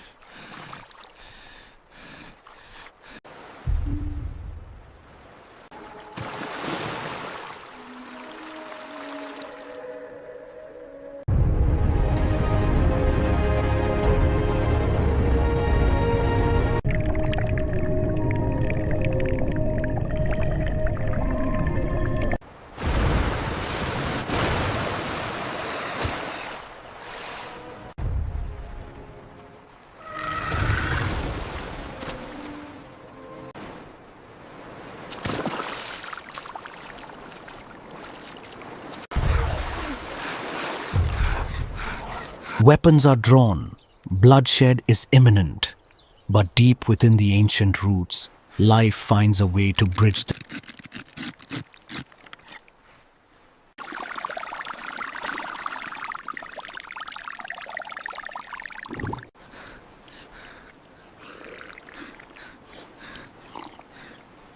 land, the illusion of safety, but the silent fog hides secrets older than the tribe itself.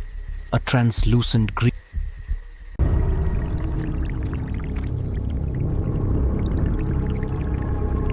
encased in a charcoal grey, chitinous exoskeleton weighing several tons.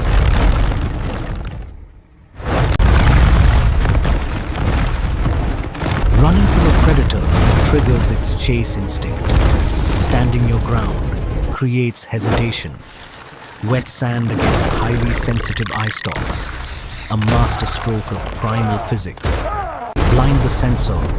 Paralyze the machine.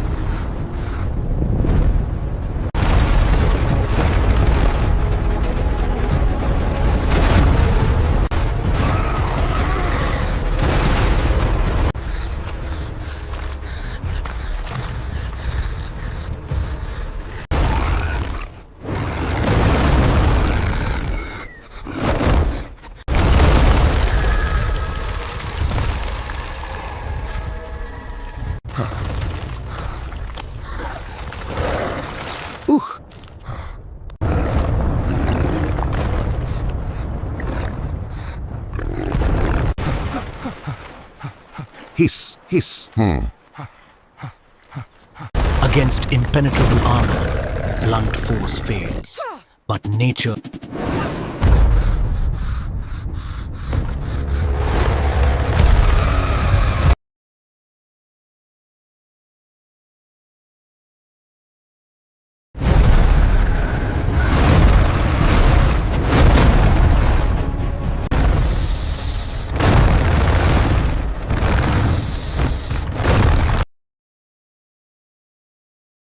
Ooh, ah, hey, ooh.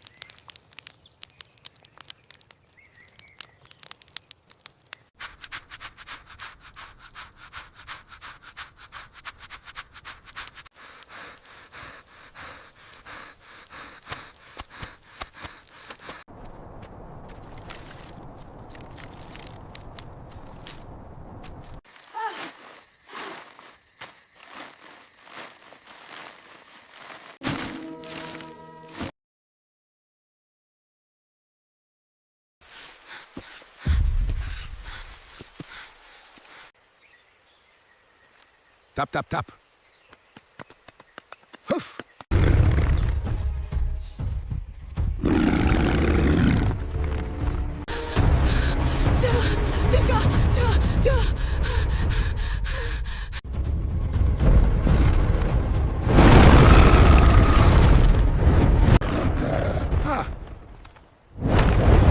No. Ugh. Yeah.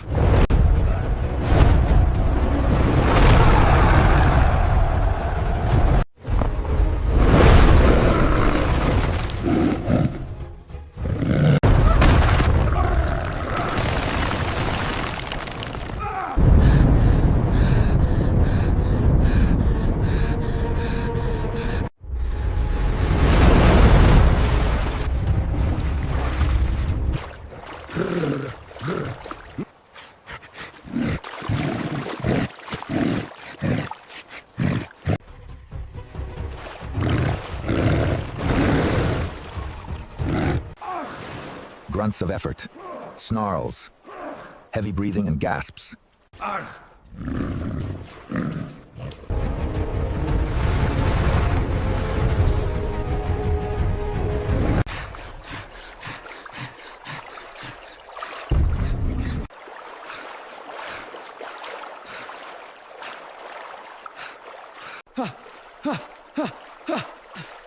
Yeah. Hurry, keep going.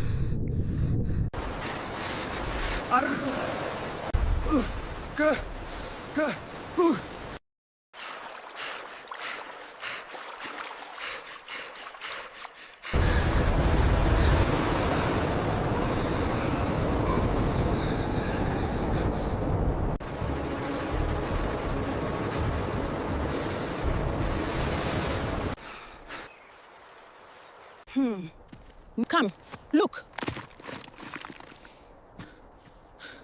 We see it.